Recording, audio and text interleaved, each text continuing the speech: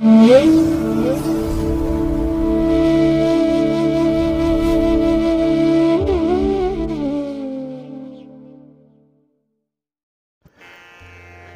ಮಹಾಗಣಪತಿಯೇ ನಮಃ. ಶ್ರೀ ಗುರುಭ್ಯೋ ನಮಃ. ಹರಿ ಓಂ. ಸಿರಿಗನ್ನಡ ಸುದ್ದಿವಾಹಿನಿಯ ಸದಭಿಮಾನದ ಸಹೃದಯ ವೀಕ್ಷಕ ಮಹಾಶಯರೇ, ತಮಗೆಲ್ಲರಿಗೂ ಕೂಡ ಸಿರಿಗನ್ನಡ ಸುದ್ದಿವಾಹಿನಿಗೆ ಸ್ವಾಗತ. ದಯಾಮಯನಾದಂಥ ಭಗವಂತನ ಅನುಗ್ರಹ ತಮ್ಮೆಲ್ಲರಿಗೆ ಪ್ರಾಪ್ತಿಯಾಗಲಿ, ತಮ್ಮೆಲ್ಲರ ಜೀವನ ಆರೋಗ್ಯದಾಯಕವಾಗಿರಲಿ, ಸಂತೃಪ್ತಿದಾಯಕವಾಗಿರಲಿ ಎಂದು ಭಗವಂತನಲ್ಲಿ ಪ್ರಾರ್ಥನೆಯನ್ನು ಮಾಡ್ತಾ ಈ ದಿನದ ವಿಶೇಷ ಕಾರ್ಯಕ್ರಮವನ್ನು ನೋಡೋಣ. ಹಾಗೆ ದ್ವಾದಶ ರಾಶಿಯವರ ಗೋಚಾರ ಫಲಗಳು ಹೇಗಿವೆ ಅನ್ನೋದನ್ನು ಕೂಡ ತಿಳಿಯೋಣ ಬನ್ನಿ. ವೀಕ್ಷಕರೇ, ಈ ದಿನ ತಮ್ಮ ಹುಟ್ಟುಹಬ್ಬವನ್ನು ಆಚರಿಸ್ಕೊಳ್ತಾ ಇರುವಂಥ ತಮಗೆಲ್ಲರಿಗೂ ಕೂಡ ಹುಟ್ಟುಹಬ್ಬದ ಶುಭಾಶಯಗಳು. ಹಾಗೆ ಈ ದಿನಾಂಕದಂದು ವಿವಾಹವಾಗಿರುವಂಥ ದಂಪತಿಗಳಿಗೂ ಕೂಡ ವಿವಾಹ ವಾರ್ಷಿಕೋತ್ಸವದ ಶುಭಾಶಯಗಳನ್ನು ಹೇಳ್ತಾ ಭಗವಂತ ತಮಗೆಲ್ಲರಿಗೂ ಕೂಡ ಸಕಲ ಸನ್ಮಂಗಳಗಳನ್ನು ಕರುಣಿಸಲಿ ಅಂತ ಹೇಳಿ ಸಿರಿಗನ್ನಡ ಸುದ್ದಿವಾಹಿನಿಯ ಪರವಾಗಿ ಪ್ರಾರ್ಥಿಸುತ್ತೇನೆ. ಪ್ರೀತಿಯ ವೀಕ್ಷಕ ಬಂಧುಗಳೇ, ಈ ದಿನ 2025 ಜನವರಿ ತಿಂಗಳ 4ನೇ ತಾರೀಕು ಸ್ಥಿರವಾಸರ ಅಂದರೆ ಶನಿವಾರ. ಈ ಶನಿವಾರದ ನಿತ್ಯ ಪಂಚಾಂಗ ಫಲ ಹೇಗಿದೆ ನೋಡೋಣ ಬನ್ನಿ. ಶ್ರೀ ಕ್ರೋಧಿ ನಾಮ ಸಂವತ್ಸರೆ, ದಕ್ಷಿಣಾಯಿನೆ, ಹೇಮಂತ ಋತು, ಪುಷ್ಯಮಾಸ, ಶುಕ್ಲ ಪಕ್ಷದ ಪಂಚಮೆಯ ತಿಥಿ ಈ ದಿನ ಇದೆ. ಇದು ಈ ದಿನ ರಾತ್ರಿ 10 ಗಂಟೆ 55 ನಿಮಿಷದವರೆಗೆ ಇರಲಿದೆ. ನಂತರ ಷಷ್ಠಿ ಆರಂಭ ಆಗುತ್ತೆ. ಈ ದಿನದ ನಕ್ಷತ್ರ ಶತಭಿಷ ನಕ್ಷತ್ರ.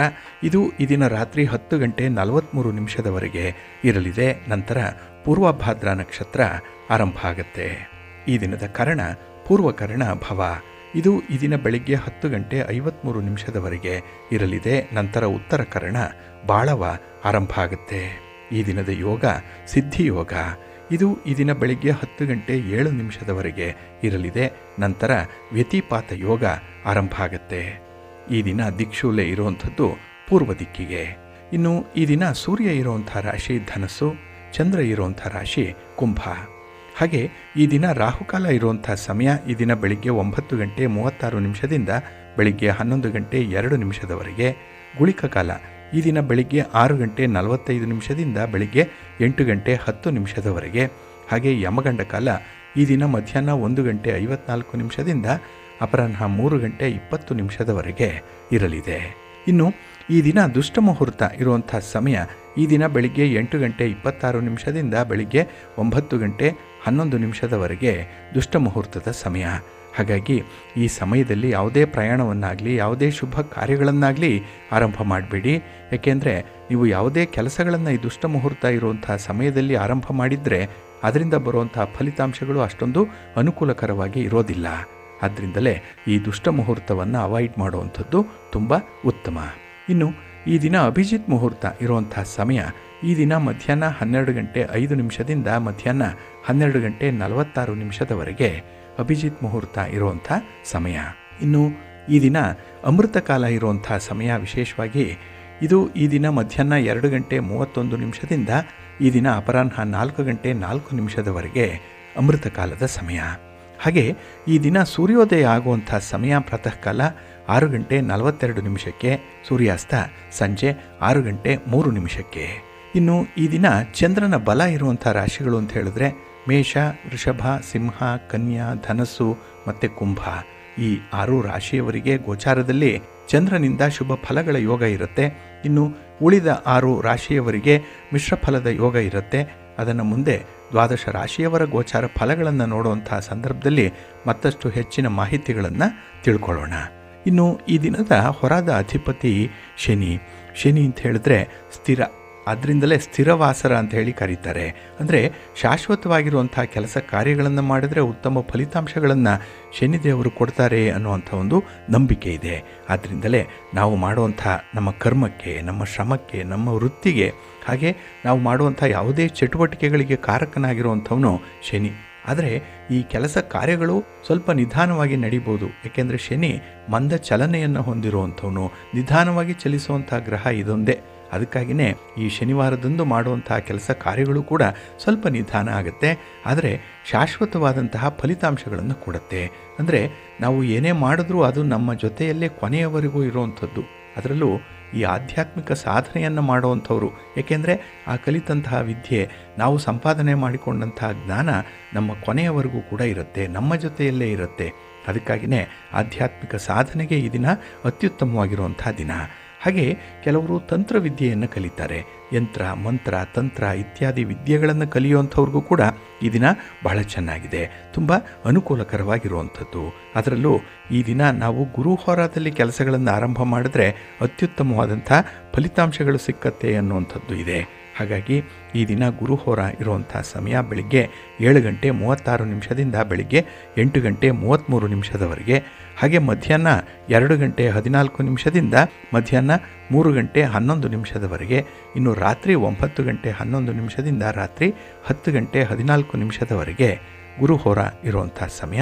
ಇದನ್ನು ನೀವು ಅನುಸರಣೆ ಮಾಡಬಹುದು, ಒಳ್ಳೆಯದಾಗತ್ತೆ. ಆದರೆ ಈ ದಿನ ಇರುವಂಥ ಶನಿ ಹೋರಾದಲ್ಲಿ ಈಗಾಗಲೇ ಹೇಳಿದಾಗೆ ಯಾವುದೇ ಕೆಲಸ ಕಾರ್ಯಗಳನ್ನು ಮಾಡಿದ್ರೆ ಸ್ವಲ್ಪ ನಿಧಾನ ಆಗುತ್ತೆ. ಆದರೆ ಆ ಕೆಲಸಗಳನ್ನು ಬಹಳ ವಿಶೇಷವಾಗಿ ನಾವು ತಾಳ್ಮೆಯಿಂದ ಮಾಡಬೇಕು, ನಂಬಿಕೆಯಿಂದ ಮಾಡಬೇಕು. ಏಕೆಂದರೆ ಇಲ್ಲಿ ಶನಿ ಕೊಡುವಂಥ ಒಂದು ವಿದ್ಯಮಾನಗಳೇನಿದೆ, ಕಾರಕತ್ವಗಳೇನಿದೆ, ಅದನ್ನು ಪರೀಕ್ಷೆ ಮಾಡೇ ಕೊಡುವಂಥವನು. ಯಾರು ಪ್ರಾಮಾಣಿಕವಾಗಿ ಕೆಲಸವನ್ನು ಮಾಡ್ತಾರೆ, ಯಾರಿಗೆ ಕೆಲಸದಲ್ಲಿ ಶ್ರದ್ಧೆ ಇದೆ, ಶಿಸ್ತಿದೆ, ಅಲ್ಲಿ ಒಂದು ರೀತಿಯಲ್ಲಿ ಅಚ್ಚುಕಟ್ಟತನ ಇದೆ, ಅಲ್ಲಿಗೆ ಮಾತ್ರ ಶನಿ ಉತ್ತಮ ಕಾರಕಗಳನ್ನು ಒದಗಿಸುವಂಥವನು. ಹಾಗಾಗಿನೇ ಈ ದಿನ ಇರುವಂಥ ಶನಿ ಹೋರ ಸ್ವಲ್ಪ ನಿಧಾನವಾಗಿ ಕೆಲಸಗಳು ನಡೆಯುವಂಥದ್ದು. ಅದಕ್ಕಾಗಿಯೇ ಕೆಲವೊಂದು ಪ್ರಮುಖವಾದಂತಹ ಕೆಲಸ ಕಾರ್ಯಗಳು, ಅಂದರೆ ನಿಮಗೆ ಯಾವ ಕೆಲಸದಲ್ಲಿ ಬಹಳ ಬೇಗ ಫಲಿತಾಂಶ ಬೇಕು, ರಿಸಲ್ಟ್ ಬಂದ್ಬಿಡಬೇಕು ಅನಿಸುತ್ತೋ ಅಂಥ ಕೆಲಸಗಳನ್ನು ಶನಿ ಹೋರದಲ್ಲಿ ಆರಂಭ ಮಾಡಬೇಡಿ. ಇದು ಈ ದಿನ ಬೆಳಿಗ್ಗೆ 6:40 ಬೆಳಿಗ್ಗೆ 7:36 ಹಾಗೆ ಮಧ್ಯಾಹ್ನ 1:17 2:14 ಹಾಗೆ ರಾತ್ರಿ 8:08 ರಾತ್ರಿ 9:11 ಶನಿ ಹೋರ ಇರುವಂಥ ಸಮಯ. ಇದನ್ನು ಸ್ವಲ್ಪ ಅವಾಯ್ಡ್ ಮಾಡ್ಕೊಳ್ಳಿ, ಒಳ್ಳೆಯದಾಗುತ್ತೆ. ಹಾಗೆ ಬಂಧುಗಳೇ, ಈ ದಿನ ಇರುವಂಥ ಕುಜ ಹೋರ ಬಹಳ ಚೆನ್ನಾಗಿದೆ. ಅದರಲ್ಲೂ ಈ ಸಾಹಸ ಕೃತ್ಯಗಳನ್ನು, ಅಂದರೆ ಸಾಹಸಿ ಕೆಲಸಗಳನ್ನು ಮಾಡುವಂಥ ಇಲಾಖೆಗಳಿದೆಯಲ್ಲ, ಮಿಲಿಟರಿ ಇಲಾಖೆ, ಪೊಲೀಸ್ ಇಲಾಖೆ, ಅಗ್ನಿಶಾಮಕ ದಳ, ಹಾಗೆ ನಮ್ಮ ರಾಷ್ಟ್ರವನ್ನು ಗಡಿಯಲ್ಲಿ ಕಾಯ್ತಾ ಇರುವಂಥ ಯೋಧರು, ಅವರು ಮಾಡುವಂಥ ಸೇವೆ, ಇಲ್ಲಿ ಹೋಮ್ ಗಾರ್ಡ್ಸ್ ಇರ್ಬೋದು, BSF ಇರ್ಬೋದು, ಅಥವಾ ಬೇರೆ ಯಾವುದೇ ಒಂದು ಕೋಸ್ಟಲ್ ಗಾರ್ಡ್ಸ್ ಇರ್ಬೋದು, ಇಂಥವರೆಲ್ಲರಿಗೂ ಕೂಡ ಇದನ್ನು ತುಂಬ ಅನುಕೂಲತೆಗಳು ಇರುತ್ತೆ. ಏಕೆಂದರೆ ಯಾರು ಕಷ್ಟಪಟ್ಟು ನಿಷ್ಠೆಯಿಂದ ಕೆಲಸವನ್ನು ಮಾಡ್ತಾರೆ ಅಂಥವ್ರಿಗೆ ಈ ದಿನ ಕುಜ ತುಂಬ ಅನುಕೂಲವನ್ನು ಒದಗಿಸ್ಕೊಡ್ತಾ ಇದ್ದಾನೆ. ಹಾಗೆ ಸಾಹಸ ಕೆಲಸಗಳನ್ನು ಮಾಡುವಂಥ ಕ್ರೀಡಾಪಟುಗಳಾಗಲಿ ಅಥವಾ ಸ್ಪರ್ಧಾತ್ಮಕ ಪರೀಕ್ಷೆಯನ್ನು ಬರೀತಾ ಇರುವಂಥವ್ರಿಗಾಗಲಿ ಅನುಕೂಲ ಇದೆ. ಹಾಗಾಗಿ ಕುಜ ಹೋರಾದಲ್ಲಿ ಇಂತಹ ಒಂದು ಚಾಲೆಂಜಿಂಗ್ ಆಗಿರೋ ಕೆಲಸಗಳನ್ನು ಮಾಡ್ಬೋದು. ಇನ್ನು ಜುಡಿಷಿಯರಿ ಜಡ್ಜ್ಮೆಂಟ್ ವಿಚಾರದಲ್ಲೂ ಕೂಡ ಈ ದಿನ ತುಂಬ ಅನುಕೂಲತೆಗಳಿರುತ್ತೆ. ನಿಮ್ಮ ಪರವಾಗಿ ಫಲಿತಾಂಶಗಳು ಬರುವಂಥ ಸಾಧ್ಯತೆಗಳು ಹೆಚ್ಚಾಗಿದೆ. ಹಾಗಾಗಿನೇ ಈ ಕುಜ ಹೋರ ಇರುವಂಥ ಸಮಯ ಈ ದಿನ ಬೆಳಿಗ್ಗೆ 8:33 ಬೆಳಿಗ್ಗೆ 9:30 ಹಾಗೆ ಅಪರಾಹ್ನ 3:11 ಅಪರಾಹ್ನ 4:08 ಇನ್ನು ರಾತ್ರಿ 10:14 ರಾತ್ರಿ 11:17 ಕುಜಹೋರ ಇರುವಂಥ ಸಮಯ. ಇದನ್ನು ನೀವು ಅನುಸರಣೆ ಮಾಡಬಹುದು, ಒಳ್ಳೆಯದಾಗತ್ತೆ, ಒಳ್ಳೆಯ ಫಲಿತಾಂಶಗಳು ಬರುತ್ತೆ. ಆದರೆ ಈ ದಿನ ಇರುವಂಥ ರವಿ ಹೋರ ಏನಿದೆ, ಇದನ್ನು ಸ್ವಲ್ಪ ಅವಾಯ್ಡ್ ಮಾಡಬೇಕು. ಅದರಲ್ಲೂ ರಾಜಕಾರಣಿಗಳು ಯಾವುದೇ ರೀತಿಯ ಚಟುವಟಿಕೆಗಳನ್ನು ರವಿ ಹೋರಾದಲ್ಲಿ ಆರಂಭ ಮಾಡಬೇಡಿ. ಹಾಗೆ ಯಾವುದೇ ಪ್ರಯಾಣ ಇದ್ದರೂ ಕೂಡ ಆದಷ್ಟು ಈ ದಿನ ಇರುವಂಥ ರವಿ ಹೋರಾದಲ್ಲಿ ಪ್ರಾರಂಭ ಮಾಡಬೇಡಿ, ನಿಮಗೆ ಒಳ್ಳೆಯ ಅನುಕೂಲತೆಗಳು ಸಿಕ್ಕಲ್ಲ. ಹಾಗೆ ರಾಜಕಾರಣಿಗಳನ್ನು ಭೇಟಿ ಮಾಡಬೇಕು, ಹಿರಿಯರನ್ನು ಭೇಟಿ ಮಾಡುವಂಥದ್ದು, ಗಣ್ಯರನ್ನು ಭೇಟಿ ಮಾಡುವಂಥದ್ದು, ಸರ್ಕಾರದ ಮಟ್ಟದಲ್ಲಿ ಅಧಿಕಾರಿಗಳನ್ನು ಭೇಟಿ ಮಾಡುವಂಥ ವಿಚಾರಗಳೇನೇ ಇದ್ದರೆ ಅದನ್ನು ಕೂಡ ಈ ದಿನ ರವಿ ಹೋರಾದಲ್ಲಿ ಮಾಡಬೇಡಿ. ಏಕೆಂದರೆ ನಿಮ್ಮ ಶ್ರಮ ಅಲ್ಲಿ ಸಾರ್ಥಕವಾಗಲ್ಲ. ಹಾಗೆ ಸರ್ಕಾರದ ಅಧಿಕಾರಿಗಳು ಕೂಡ ಈ ದಿನ ಸ್ವಲ್ಪ ಎಚ್ಚರಿಕೆಯಿಂದನೇ ಇರಬೇಕಾಗತ್ತೆ ಈ ರವಿ ಹೋರಾದ ಸಂದರ್ಭದಲ್ಲಿ. ಹಾಗಾಗಿ ರವಿ ಹೋರ ಇರುವಂಥ ಸಮಯ ಬೆಳಿಗ್ಗೆ 9:30 ಬೆಳಿಗ್ಗೆ 10:27 ಇನ್ನು ಅಪರಾಹ್ನ 4:08 ಅಪರಾಹ್ನ 5:05 ಹಾಗೆ ರಾತ್ರಿ 11:17 ರಾತ್ರಿ 12:21 ರವಿ ಹೋರ ಇರುವಂಥ ಸಮಯ. ಇದನ್ನು ಸ್ವಲ್ಪ ಅವಾಯ್ಡ್ ಮಾಡ್ಕೊಳ್ಳಿ. ಹಾಗಾಗಿ ಬಂಧುಗಳೇ, ನಿಮ್ಮ ಕೆಲಸ ಕಾರ್ಯಗಳನ್ನು ಒಳ್ಳೆಯ ಸಮಯದಲ್ಲಿ ಆರಂಭ ಮಾಡಿ. ಒಳ್ಳೆಯ ಮುಹೂರ್ತ ಯಾವುದು ಅನ್ನೋಂಥದ್ದನ್ನು ತಿಳ್ಕೊಳ್ಳಿ. ಅದಕ್ಕಾಗಿಯೇ ಸಿರಿಗನ್ನಡ ಸುದ್ದಿವಾಹಿನಿ ಪ್ರತಿನಿತ್ಯ ಪ್ರಸಾರ ಮಾಡುವಂಥ ಈ ಪಂಚಾಂಗದ ವಿವರಗಳನ್ನು ಕೇಳಿಸ್ಕೊಳ್ಳಿ. ಅದನ್ನು ಅನುಸರಣೆ ಮಾಡಿ ಆ ಪ್ರಕಾರವಾಗಿ ನಿಮ್ಮ ಪ್ರಯಾಣವನ್ನು ಪ್ರಾರಂಭ ಮಾಡಿ. ಒಳ್ಳೆಯದಾಗತ್ತೆ.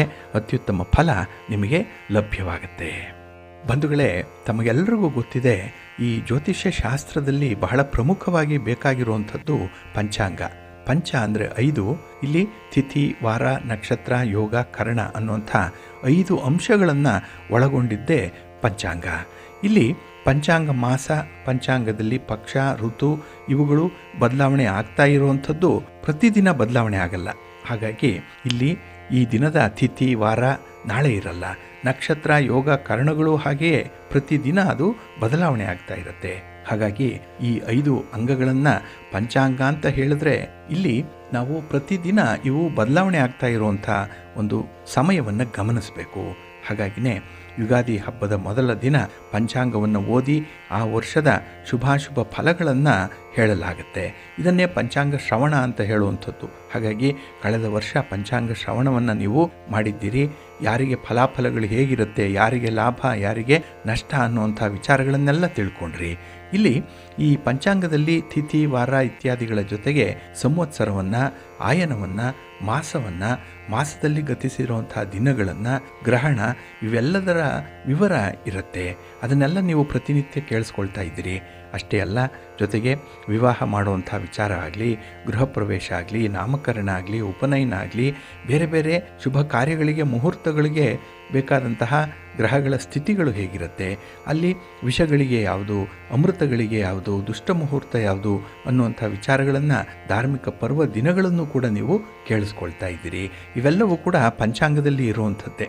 ಆದರೆ ಇಲ್ಲಿ ಪಂಚ ಅಂಗಗಳ ಮೊದಲಿನ ಅಕ್ಷರವನ್ನು ಮಾತ್ರ ಒಂದು ಸಂಕ್ಷಿಪ್ತವಾಗಿ ಇಲ್ಲಿ ಸೂಚಿಸಿರ್ತಾರೆ. ಹಾಗಾಗಿ ಇಲ್ಲಿ ಬಹಳ ವಿಶೇಷವಾಗಿ ನಾವು ಈ ಪಂಚ ಅಂಗಗಳ ಬಗ್ಗೆ ನಾವು ಪ್ರತಿನಿತ್ಯ ತಿಳ್ಕೊಂಡೇ ನಮ್ಮ ಚಟುವಟಿಕೆಗಳನ್ನು ಮುಂದುವರಿಸಬೇಕು. ಇಲ್ಲಿ ಈ ತಿಥಿ, ವಾರ, ನಕ್ಷತ್ರ, ಯೋಗ, ಕರ್ಣ ಅನ್ನುವಂಥ 5 ಅಂಗಗಳೇನಿದೆ ಅದರ ವೈಜ್ಞಾನಿಕವಾಗಿರುವಂಥ ಹಿನ್ನೆಲೆಯನ್ನು ಕೂಡ ನೀವು ತಿಳ್ಕೊಳ್ಬೇಕು. ಈ ಸಂಕ್ಷಿಪ್ತ ಮಾಹಿತಿಯನ್ನು ಸಂಕ್ಷಿಂಚಯ ಅಂದರೆ ಜಲ, ನೆಲ, ಗಾಳಿ, ಬೆಂಕಿ, ಆಕಾಶ ಅನ್ನುವಂಥ ಪಂಚಭೂತಗಳಿಂದ ಆದಂತಹ ಮಾನವ ತನ್ನ ಜೀವನದ ನಿತ್ಯ ನಡವಳಿಕೆಗಳನ್ನು ಕೆಲವು ವೈಜ್ಞಾನಿಕ ಆಧಾರಗಳ ಮೇಲೆ ದಾಖಲಿಸಲಿಕ್ಕೆ, ಹಾಗೆ ಅದನ್ನು ವಿಶ್ಲೇಷಣೆ ಮಾಡಲಿಕ್ಕೆ ಪಂಚಾಂಗ ಸಹಾಯಕವಾಗಿದೆ. ಹಾಗಾಗಿ ಪಂಚಾಂಗ ಅನ್ನುವಂಥದ್ದು ಇಲ್ಲಿ ಒಂದು ಲೆಕ್ಕಾಚಾರದಲ್ಲಿರುವಂಥ ಒಂದು ಪುಸ್ತಕ. ಹಾಗಾಗಿ ಮುಂದೆ 100-150 ವರ್ಷ, 200 ವರ್ಷಗಳ ಸಂದರ್ಭದಲ್ಲಿ ನಡೆಯುವಂತಹ ಗ್ರಹಣಗಳನ್ನು ಕೂಡ ಲೆಕ್ಕಾಚಾರ ಮಾಡುವಂಥದ್ದು ಪಂಚಾಂಗದಲ್ಲಿದೆ. ಹಾಗಾಗಿ ಈ ಪಂಚಾಂಗದಲ್ಲಿ ಜ್ಯೋತಿಷ್ಯಕ್ಕೆ ಸಂಬಂಧಪಟ್ಟಂತಹ ಕಾಲದ ವಿವರ ಇರುತ್ತೆ, ಗ್ರಹ ಸ್ಥಿತಿಗಳಿರುತ್ತೆ, ಸೂರ್ಯೋದಯ ಸೂರ್ಯಾಸ್ತಗಳು ಇರುತ್ತೆ, ಹಾಗೆ ಮುಹೂರ್ತಕ್ಕೆ ಸಂಬಂಧಪಟ್ಟಂತಹ ವಿಚಾರಗಳು, ಹಬ್ಬ ಹರಿದಿನಗಳಿರುತ್ತೆ, ಜಾತಕದ ಹೊಂದಾಣಿಕೆಗೆ ಬೇಕಾದಂತಹ ವಿಚಾರಗಳಿದೆ. ಹೀಗೆ ಎಲ್ಲವೂ ಕೂಡ ಸಂಕ್ಷಿಪ್ತವಾಗಿ ಪಂಚಾಂಗದಲ್ಲಿ ಅಡಕವಾಗಿರುವಂಥದ್ದು. ಹಾಗಾಗಿ ನಮ್ಮ ದಿನನಿತ್ಯದ ಕಾರ್ಯಗಳ ಆಚರಣೆಗೆ, ನಮ್ಮ ಪ್ರಯಾಣಕ್ಕೆ, ಶಾಸ್ತ್ರ ಸಂಬಂಧಿತವಾದಂಥ ವಿಚಾರಗಳಿಗೆ, ಹಾಗೆ ನಮ್ಮಲ್ಲಿ ಆಗುವಂಥ ಗ್ರಹಗತಿಗಳು, ಅವುಗಳಿಂದ ಆಗುವಂಥ ಫಲಾಫಲಗಳೇನು, ಅವುಗಳಿಗೆ ನಾವು ಮಾಡಬೇಕಾದಂಥ ಪರಿಹಾರ ಕ್ರಮಗಳೇನು ಅನ್ನುವಂಥದ್ರ ಬಗ್ಗೆ ಕೂಡ ನಾವು ಹೆಚ್ಚಿನ ಮಾಹಿತಿಯನ್ನು ತಿಳ್ಕೊಳ್ಬೇಕಾಗತ್ತೆ. ಇಲ್ಲಿ ನಾವು ಯಾವುದೇ ಏಕವಿಶಾಂತಿ ಕರ್ಮವನ್ನು ಮಾಡುವಾಗ ಈ 5 ಅಂಗಗಳು ಶುದ್ಧವಾಗಿರಬೇಕು. ಇದನ್ನೇ ನಾವು ಪಂಚಾಂಗ ಶುದ್ಧಿ ಅಂತ ಹೇಳಿ ಕರೆಯುವಂಥದ್ದು. ಈ ಶುದ್ಧಿ ಇಲ್ಲದಂತಹ ದಿನದಂದು ಶುಭ ಕಾರ್ಯಗಳನ್ನು ಆರಂಭ ಮಾಡಿದ್ರೆ ನಿಷ್ಫಲವಾಗುತ್ತೆ, ಆ ಕಾರ್ಯ ಯಶಸ್ವಿಯಾಗಲ್ಲ ಅನ್ನುವಂಥ ಒಂದು ನಂಬಿಕೆ ಇದೆ. ಇದನ್ನು ನಮ್ಮ ಹಿರಿಯರು, ಜ್ಯೋತಿಷ್ಯ ಶಾಸ್ತ್ರಜ್ಞರು, ಋಷಿ ಮುನಿಗಳು ವಿವರಣೆ ಮಾಡಿ ಹೇಳಿದ್ದಾರೆ. ಆದ್ದರಿಂದಲೇ ಈ ದಿನ ಶುದ್ಧಿಯನ್ನು ನಾವು ಮೊದಲು ತಿಳ್ಕೊಂಡು ಕೆಲಸ ಕಾರ್ಯಗಳನ್ನು ಮುಂದುವರಿಸಬೇಕು. ಹಾಗೆ ಇಲ್ಲಿ ಆಯಾ ದಿನದಲ್ಲಿ ಬರುವಂತಹ ಈ ಪಂಚ ಅಂಗಗಳೇನಿದೆ ಇದನ್ನು ಆರ್ಯಭಟ ಸಿದ್ಧಾಂತ, ದೃಗ್ಗಣಿತದ ರೀತಿ ಲೆಕ್ಕಾಚಾರ ಮಾಡಿ ಒಂದು ಸಂವತ್ಸರದ ಪೂರ್ತಿ ವಿವರಗಳನ್ನು ಈ ಪಂಚಾಂಗದಲ್ಲಿ ನಾವು ನೋಡಬಹುದು. ಆದರೆ ಪ್ರತಿನಿತ್ಯ ಇದನ್ನು ಓದಲಿಕ್ಕೆ ನಮಗೆ ಸಮಯ ಇರಲ್ಲ. ಹಾಗಾಗಿನೇ ಸಿರಿಗನ್ನಡ ಸುದ್ದಿವಾಹಿನಿ ಪ್ರಸಾರ ಮಾಡುವಂಥ ಈ ಪಂಚಾಂಗದ ವಿವರಗಳನ್ನು ನೀವು ಪ್ರತಿನಿತ್ಯ ಕೇಳಿಸ್ಕೊಳ್ಳಿ. ಇದರಲ್ಲಿ ಶುಭ ಕಾರ್ಯಗಳಿಗೆ ಮುಹೂರ್ತವನ್ನು ತಿಳಿಯುವಂಥ ವಿಚಾರ ಆಗಲಿ, ಅಥವಾ ಪಂಚಾಂಗ ಪದ್ಧತಿಯಲ್ಲಿ ಯಾವ ಯಾವ ಹೊರದಲ್ಲಿ ಯಾವ ಕೆಲಸಗಳನ್ನು ಆರಂಭ ಮಾಡಬೇಕು, ಯಾವ ಫಲಗಳು ಸಿಕ್ಕತ್ತೆ ಅನ್ನುವಂಥ ವಿಚಾರವನ್ನಾಗಲಿ ತಿಳ್ಕೊಳ್ಳಿಕ್ಕೆ ಸಾಧ್ಯ ಆಗಿದೆ. ಹಾಗಾಗಿನೇ ಈ ಪಂಚಾಂಗ ಪದ್ಧತಿ ಆರ್ಯಭಟರ ಕಾಲದಿಂದ ಕೂಡ ಅನುಸರಣೆಗೆ ಬಂದಿದೆ ಅನ್ನುವಂಥ ಒಂದು ಉಲ್ಲೇಖ ಜ್ಯೋತಿಷ್ಯ ಶಾಸ್ತ್ರದಲ್ಲಿದೆ. ಹಾಗಾಗಿ ಈ ಪಂಚಾಂಗ ಅನ್ನುವಂಥದ್ದು ನೆನ್ನೆ ಮೊನ್ನೆಯದಲ್ಲ, ಬಹಳ ಹಿಂದಿನಿಂದಲೂ ಕೂಡ ಬಂದಿರುವಂಥದ್ದು. ಹಾಗಾಗಿ ಇದನ್ನು ನಮ್ಮ ಹಿರಿಯರು ಋಷಿಮುನಿಗಳು ಬಹಳ ವಿವೇಚನೆಯಿಂದ, ಬಹಳ ದೂರದೃಷ್ಟಿಯಿಂದ ಈ ಪಂಚಾಂಗವನ್ನು ಸಿದ್ಧಪಡಿಸ್ತಾರೆ. ಹಾಗಾಗಿನೇ ಪಂಚಾಂಗ ಬಿಟ್ಟು ನಾವು ಯಾವುದೇ ಕೆಲಸಗಳನ್ನು ಮಾಡಲಿಕ್ಕೆ ಸಾಧ್ಯ ಆಗಲ್ಲ. ಹಾಗೆ ಇದು ವೈಜ್ಞಾನಿಕವಾಗಿಯೂ ಕೂಡ ಸ್ಪಷ್ಟವಾಗಿರುವಂಥದ್ದು ಏನಂದರೆ, ಪಂಚಾಂಗ ಅನ್ನುವಂಥದ್ದು ಬಹಳ ಮುಖ್ಯವಾಗಿ ಗಮನಿಸಬೇಕಾಗಿರುವಂಥದ್ದು. ಇನ್ನು ಒಂದು ಸಣ್ಣ ಉಪಗ್ರಹವನ್ನು, ಒಂದು ರಾಕೆಟನ್ನು ಉಡಾವಣೆ ಮಾಡುವಂಥ ಸಮಯವನ್ನು ಕೂಡ ಇಲ್ಲಿ ಪಂಚಾಂಗವನ್ನು ನೋಡೇ ನಿರ್ಧರಿಸ್ತಾರೆ. ಹಾಗಾಗಿ ಚಂದ್ರನ ಮೇಲೆ ಒಂದು ಉಪಗ್ರಹ ಹೋಗಿದೆ ಅಂತ ಹೇಳಿದ್ರೆ ಆ ಚಂದ್ರ ಎಲ್ಲಿದ್ದಾನೆ, ಭೂಮಿಯಿಂದ ಎಷ್ಟು ದೂರದಲ್ಲಿದೆ, ಹಾಗೆ ಯಾವ ದಿನದಂದು ಭೂಮಿಗೆ ಹತ್ತಿರವಾಗಿರ್ತಾನೆ, ಯಾವ ದಿನ ಭೂಮಿಯಿಂದ ದೂರ ಇರ್ತಾನೆ, ಹಾಗೆ ಈ ಸೂರ್ಯ, ಚಂದ್ರ ಮತ್ತು ಭೂಮಿ ಸರಳ ರೇಖೆಯಲ್ಲಿ ಬರುವಂತಹ ದಿನಗಳು ಯಾವ್ಯಾವುದು, ಇದನ್ನೇ ಗ್ರಹಣ ಅಂತ ಹೇಳಿ ಯಾಕೆ ಕರಿತೀವಿ ಇತ್ಯಾದಿ ವಿಚಾರಗಳು ವೈಜ್ಞಾನಿಕವಾಗಿಯೂ ಕೂಡ ಖಗೋಳಶಾಸ್ತ್ರದಲ್ಲಿ ಹೇಳಲ್ಪಟ್ಟಿರುವಂಥ ವಿಚಾರ. ಹಾಗಾಗಿ ಇಲ್ಲಿ ಜ್ಯೋತಿಷ್ಯ ಅನ್ನುವಂಥದ್ದು ಲೆಕ್ಕಾಚಾರ ಆದರೂ ಕೂಡ ಅದನ್ನು ನಾವು ಈ ಗ್ರಹಗಳ ಚಲನೆಯನ್ನು ಅನುಸರಿಸಿ ಹೇಳೋದಕ್ಕೆ ಸಾಧ್ಯ ಇದೆ. ಹಾಗಾಗಿ ಅಂಥ ವಿಚಾರಗಳನ್ನು ಪ್ರತಿನಿತ್ಯ ನೀವು ಕೇಳಿಸ್ಕೊಳ್ತಾ ಇದ್ದೀರಿ, ಪಂಚಾಂಗ ಶ್ರವಣ ಮಾಡ್ತಾ ಇದ್ದೀರಿ. ಇದು ಮಹಾಪುಣ್ಯದ ಕೆಲಸ. ಅದನ್ನು ನೀವು ಮಾಡೋದರಿಂದ ನಿಮ್ಮ ಕೆಲಸ ಕಾರ್ಯಗಳು ಬಹಳ ವಿಶೇಷವಾಗಿ ಅನುಕೂಲಕರವಾದಂಥ ಫಲಿತಾಂಶಗಳನ್ನು ತಂದುಕೊಡುತ್ತೆ. ಹಾಗಾಗಿ ಬಂಧುಗಳೇ, ನಿಮ್ಮ ಪ್ರತಿ ಚಟುವಟಿಕೆಯಲ್ಲೂ ಕೂಡ ಈ ಪಂಚಾಂಗದ ಹಿನ್ನೆಲೆಯಲ್ಲಿ ಅದನ್ನು ಹೊರೆಹಚ್ಚಿ ನೋಡಿ ಅದನ್ನು ಮುಂದುವರಿಸಿ, ಒಳ್ಳೆಯದಾಗತ್ತೆ. ಬಂಧುಗಳೇ, ಈ ದಿನ ಹೊಸ ವರ್ಷದಲ್ಲಿ ಬಂದಿರುವಂಥ ಮೊದಲ ಶನಿವಾರ ಇದು. ಹಾಗಾಗಿ ಈ ದಿನ ನಾವು ಶನೇಶ್ಚರನ ಬಗ್ಗೆ, ಅಂದರೆ ಶನಿಗ್ರಹದ ಬಗ್ಗೆ ಕೆಲವೊಂದು ಮಾಹಿತಿಗಳನ್ನು ಕೇಳಿಸ್ಕೊಳ್ಳೋಣ. ಇದರಿಂದ ಮಹಾ ಪುಣ್ಯ ಲಭಿಸತ್ತೆ ಅನ್ನುವಂಥ ವಿಚಾರವನ್ನು ನಮ್ಮ ಗುರುಗಳು ಹೇಳ್ತಾ ಇದ್ದಾರೆ. ಹಾಗಾಗಿನೇ ಈ ದಿನ ಶನಿಯ ಬಗ್ಗೆ, ಶನಿದೇವರ ಬಗ್ಗೆ ಕೆಲವೊಂದು ಪ್ರಮುಖವಾದಂಥ ಮಾಹಿತಿಗಳನ್ನು ನಾವು ತಿಳ್ಕೊಳ್ಳುವಂಥ ಒಂದು ಪ್ರಯತ್ನವನ್ನು ಮಾಡೋಣ. ಶ್ರದ್ಧಾ ಭಕ್ತಿಗಳಿಂದ ಇದನ್ನು ಪೂರ್ತಿ ಕೇಳಿಸ್ಕೊಳ್ಳಿ. ಹಾಗಾಗಿ ಈ ವರ್ಷದಲ್ಲಿ ನಿಮಗೆ ಕಷ್ಟಗಳು ಕಡಿಮೆಯಾಗಿ ನಿಮ್ಮ ಗುರಿಯನ್ನು, ನಿಮ್ಮ ಉದ್ದೇಶವನ್ನು ನೀವು ತಲುಪಲಿಕ್ಕೆ ಇದು ತುಂಬ ಸಹಾಯಕವಾಗುತ್ತೆ. ಹಾಗಾಗಿ ಇಲ್ಲಿ ಶನಿಗ್ರಹದ ಮಾಹಿತಿ ತುಂಬ ಅಗತ್ಯವಾಗಿ ಕೇಳಬೇಕಾಗಿರುವಂಥದ್ದು.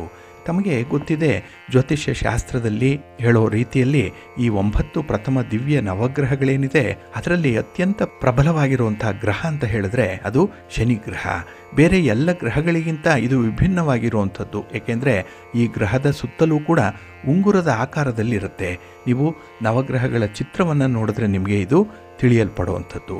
ಹಾಗಾಗಿ ಇಲ್ಲಿ ಶನಿ ಸಶರೀರನಾಗಿದ್ದಾನೆ ಅನ್ನುವಂಥ ಒಂದು ಉಲ್ಲೇಖ ಇದೆ. ಅದರಲ್ಲೂ ಶನಿವಾರದ ದೇವರು ಇದು. ಭಾರತೀಯ ಭಾಷೆಗಳಲ್ಲಿ ಶನಿಯು ವಾರದ 7ನೇ ದಿನದ ದೇವರಾಗಿದ್ದಾನೆ ಅನ್ನುವಂಥ ಒಂದು ಪರಿಕಲ್ಪನೆ ಇದೆ. ಹಾಗಾಗಿ ಇಲ್ಲಿ ಶನಿ ಗ್ರಹ ನವಗ್ರಹಗಳಲ್ಲಿ ಒಂದಾಗಿದ್ದು ಸೂರ್ಯನನ್ನು ಒಂದು ಸುತ್ತು ಪ್ರದಕ್ಷಿಣೆ ಹಾಕಲಿಕ್ಕೆ ತೆಗೆದುಕೊಳ್ಳುವಂತಹ ಸಮಯ 30 ವರ್ಷಗಳು. ಒಂದು ರಾಶಿಯಲ್ಲಿ 2.5 ವರ್ಷಗಳ ಕಾಲ ಇರುವಂಥವನು ಶನಿ. ಇಲ್ಲಿ ಶನಿಯನ್ನು ಶನೇಶ್ಚರ ಅಂತ ಹೇಳಿ ಕರೀತಾರೆ. ಶನಿ ಭಗವಾನ್ ಅಂತ ಕೇಳಿ ಕೆಲವರು ಕರೆದ್ರೆ, ಹಾಗೆ ಶನೀಶ್ವರ ಅಂತಲೂ ಕರೆಯುವಂಥದ್ದಿದೆ. ಇನ್ನು ಶನೀಶ್ವರ ಅಂತ ಹೇಳಿ ಕೆಲವರು ಕರೀತಾರೆ, ಶನೀಶ್ವರನ್ ಅಂತ ಹೇಳ್ತಾರೆ. ಹಾಗೆ ಶನಿದೇವ ಅಂತ ಕೆಲವರು ಕರೆಯುವಂಥದ್ದು ಇದೆ. ಒಟ್ಟಾರೆ ಬೇರೆ ಬೇರೆ ಹೆಸರುಗಳಲ್ಲಿ ಈ ಶನಿಯನ್ನು ಕರೆಯುವಂಥದ್ದು. ಇಲ್ಲಿ ಶನಿ ಸೂರ್ಯದೇವನ ಪುತ್ರ, ಹಾಗೆ ಸೂರ್ಯನ ಹೆಂಡತಿ ಛಾಯಾದೇವಿ, ಇದು ನೆರಳಿನ ದೇವತೆ ಅಂತ ಹೇಳುವಂಥದ್ದು. ಹೀಗಾಗಿ ಈ ಶನಿಯನ್ನು ಛಾಯಾಪುತ್ರ ಅಂತ ಹೇಳಿ ಕರೆಯುವಂಥದ್ದಿದೆ. ಇಲ್ಲಿ ಹಿಂದೂಗಳ ಸಾವಿನ ದೇವತೆ ಅಂದರೆ ಮರಣದ ದೇವತೆ ಯಮ ಅನ್ನುವಂಥದ್ದು ಗೊತ್ತಿದೆ. ಹಾಗಾಗಿ ಈ ಯಮನ ಹಿರಿಯ ಸಹೋದರ ಶನಿ. ಧರ್ಮ ಗ್ರಂಥಗಳ ಪ್ರಕಾರ ನ್ಯಾಯವನ್ನು ಒದಗಿಸುವಂಥ ದೇವರು ಶನಿದೇವರು. ಇಲ್ಲಿ ಬಹಳ ಆಸಕ್ತಿಯ ವಿಚಾರ ಏನು ಅಂತ ಹೇಳಿದ್ರೆ, ಸೂರ್ಯನ 2 ಮಕ್ಕಳಿದ್ದಾರಲ್ಲ, ಶನಿ ಮತ್ತು ಯಮ, ಇಬ್ಬರೂ ಕೂಡ ನ್ಯಾಯ ದೇವತೆಗಳೇ. ಇಲ್ಲಿ ಒಬ್ಬರು ತಮ್ಮ ಜೀವನದ ಆಗು ಹೋಗುಗಳನ್ನು ಗಮನಿಸಿ ಸೂಕ್ತ ರೀತಿಯಲ್ಲಿ ಒಂದು ಶಿಕ್ಷೆಯನ್ನು ಅಥವಾ ವರವನ್ನು ಬದುಕಿರುವಾಗಲೇ ದಯಪಾಲಿಸುವಂಥವನು ಇವನು ಶನಿ. ಆದರೆ ಯಮ ಒಬ್ಬ ವ್ಯಕ್ತಿ ಸತ್ತ ನಂತರ ಫಲಿತಾಂಶವನ್ನು ನೀಡ್ತಾನೆ. ಅಲ್ಲಿ ಸ್ವರ್ಗ ನರಕಗಳ ನಿಷ್ಕರ್ಷೆ ಆಗುವಂಥದ್ದು ಯಮನ ಆಸ್ಥಾನದಲ್ಲಿ. ಇಲ್ಲಿ ನಾವು ತಿಳ್ಕೊಳ್ಳುವಂಥ ಒಂದು ವಿಚಾರ ಏನಂತ ಹೇಳಿದ್ರೆ, ಶನಿ ಮಗುವಾಗಿದ್ದಾಗ ಸೂರ್ಯಗ್ರಹಣವಾಗಿತ್ತು. ಬಿಟ್ಟ ಕಣ್ಣಿನಿಂದ ಮೊದಲ ಬಾರಿ ಆ ಗ್ರಹಣವನ್ನು ನೋಡಿದ್ದರಿಂದ ಶನಿಯ ಪ್ರಭಾವ ಎಂತಹದ್ದು ಅನ್ನುವಂಥದ್ದನ್ನು ಇಲ್ಲಿ ಜ್ಯೋತಿಷ್ಯ ಶಾಸ್ತ್ರ ತಿಳಿಸುತ್ತೆ. ಹಾಗಾಗಿ ಈ ಶನಿಯ ದೃಷ್ಟಿ ಬಹಳ ಕ್ರೂರವಾಗಿರುತ್ತೆ ಅನ್ನುವಂಥ ಒಂದು ವಿಚಾರ ಇದೆ. ಇಲ್ಲಿ ಶನಿ ಒಬ್ಬ ಗುರುವಿನ ಮಾದರಿಯಲ್ಲಿ, ಒಬ್ಬ ಉಪಾಧ್ಯಾಯನ ಮಾದರಿಯಲ್ಲಿ ಇರುವಂಥವನು. ಯಾಕೆ ಅಂತ ಹೇಳಿದ್ರೆ ಶನಿದೇವ ಯಾವ ವ್ಯಕ್ತಿಯು ತಪ್ಪಿನ ಅಥವಾ ಈ ಮೋಸದ ಅನ್ಯಾಯದ ಹಾದಿ ಹಿಡಿಯುತ್ತಾರೋ ಅಂಥವರಿಗೆ ಶನಿ ಬಹಳ ಕಷ್ಟವನ್ನು ನೀಡ್ತಾನೆ ಅನ್ನುವಂಥ ಒಂದು ಉಲ್ಲೇಖ ಇದೆ. ಅದರಲ್ಲೂ ಹಿಂದೂ ಧರ್ಮ ಗ್ರಂಥಗಳ ಆಧಾರದ ಪ್ರಕಾರ ಈ ಶನಿ ತೊಂದರೆಯನ್ನು ಕೊಡುವಂಥ ದೇವರು, ಹಾಗೆ ಒಳ್ಳೆಯವರನ್ನು ಸದಾಕಾಲ ಕಾಪಾಡ್ತಾನೆ ಅನ್ನುವಂಥ ಒಂದು ನಂಬಿಕೆ ಕೂಡ ಇದೆ. ಹಾಗಾಗಿ ಶನಿ ಧರ್ಮದೇವತೆಯಾಗಿ ಇರುವಂಥವನು, ನ್ಯಾಯಾಧೀಶನಾಗಿ ಇರುವಂಥವನು. ಇಲ್ಲಿ ಶನಿಯ ಬಣ್ಣ ಕಪ್ಪು ಬಟ್ಟೆಯನ್ನು ಧರಿಸಿರುವಂಥವನು, ಕೈಯಲ್ಲಿ ಕತ್ತಿ ಇತ್ಯಾದಿ ಆಯುಧಗಳನ್ನು ಹಿಡಿದಿರುವಂಥವನು, ಹಾಗೆ ಕಪ್ಪಗಿನ ಕಾಗೆಯ ಮೇಲೆ ಸವಾರಿ ಮಾಡುವಂಥವನು. ಅಂದರೆ ಕಾಗೆ ಈತನ ವಾಹನ. ಇಲ್ಲಿ ಶನೇಶ್ವರ ಬಹಳ ಪರಾಕ್ರಮಿ. ಪುರಾಣಗಳಲ್ಲಿ ಅಲ್ಪ ಸ್ವಲ್ಪ ವಿಭಿನ್ನವಾಗಿ ಈ ಶನಿಯನ್ನು ನಿರೂಪಿಸಿದ್ದಾರೆ. ಹಾಗಾಗಿ ಇಲ್ಲಿ ಬೇರೆ ಬೇರೆ ಹಿನ್ನೆಲೆಯಲ್ಲಿ ಬೇರೆ ಬೇರೆ ರೀತಿಯ ಪೌರಾಣಿಕ ಕಥೆಗಳು ಕೂಡ ಇದೆ. ಕಶ್ಯಪ ಮಹರ್ಷಿಯ ಮಗನಾದಂತಹ ಸೂರ್ಯ ತ್ವಷ್ಟ ಪ್ರಜಾಪತಿಯ ಮಗಳಾದಂತಹ ಸಂಜ್ಞ ಅನ್ನುವಂಥವಳ ಜೊತೆ ವಿವಾಹ ಆಗ್ತಾನೆ.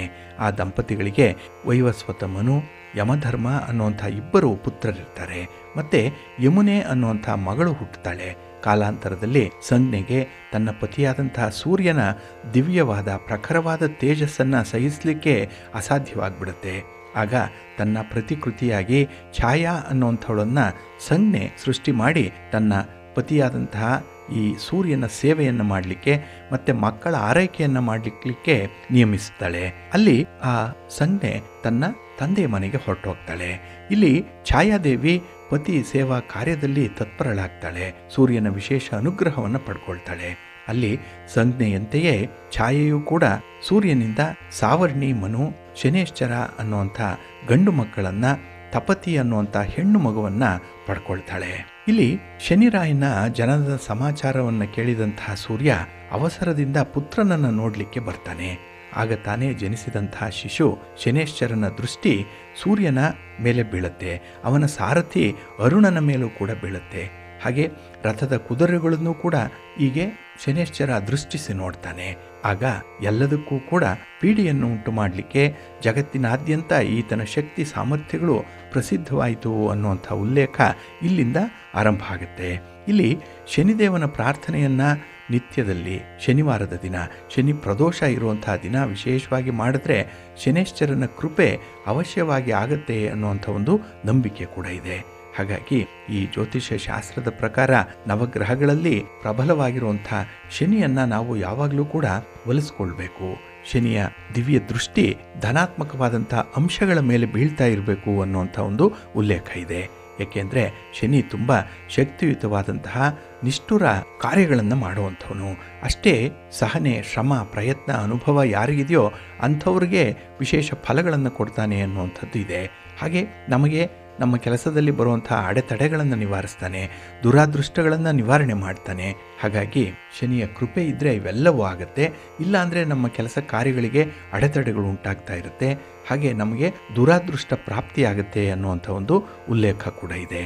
ಹಾಗಾಗಿ ಈ ಎರಡನ್ನ ತರುವಂಥವನು ಶನಿ. ಏಕೆಂದರೆ ಅವರವರ ಸ್ವಭಾವಕ್ಕೆ ಅನುಗುಣವಾಗಿ ಈ ಫಲಗಳನ್ನು ಪಡ್ಕೊಳ್ತಾರೆ ಅನ್ನುವಂಥದ್ದು ಇದೆ. ಇನ್ನು ಜಾತಕಕ್ಕೆ ಬಂದರೆ ಇಲ್ಲಿ ಜಾತಕದಲ್ಲಿ ಶನಿಯ ಸ್ಥಾನ ಅನುಗ್ರಹ ಸ್ಥಾನದಲ್ಲಿದ್ದರೆ ಆ ವ್ಯಕ್ತಿ ಜೀವನದ ಒಳ್ಳೆಯ ಭವಿಷ್ಯವನ್ನು ನೋಡ್ತಾನೆ.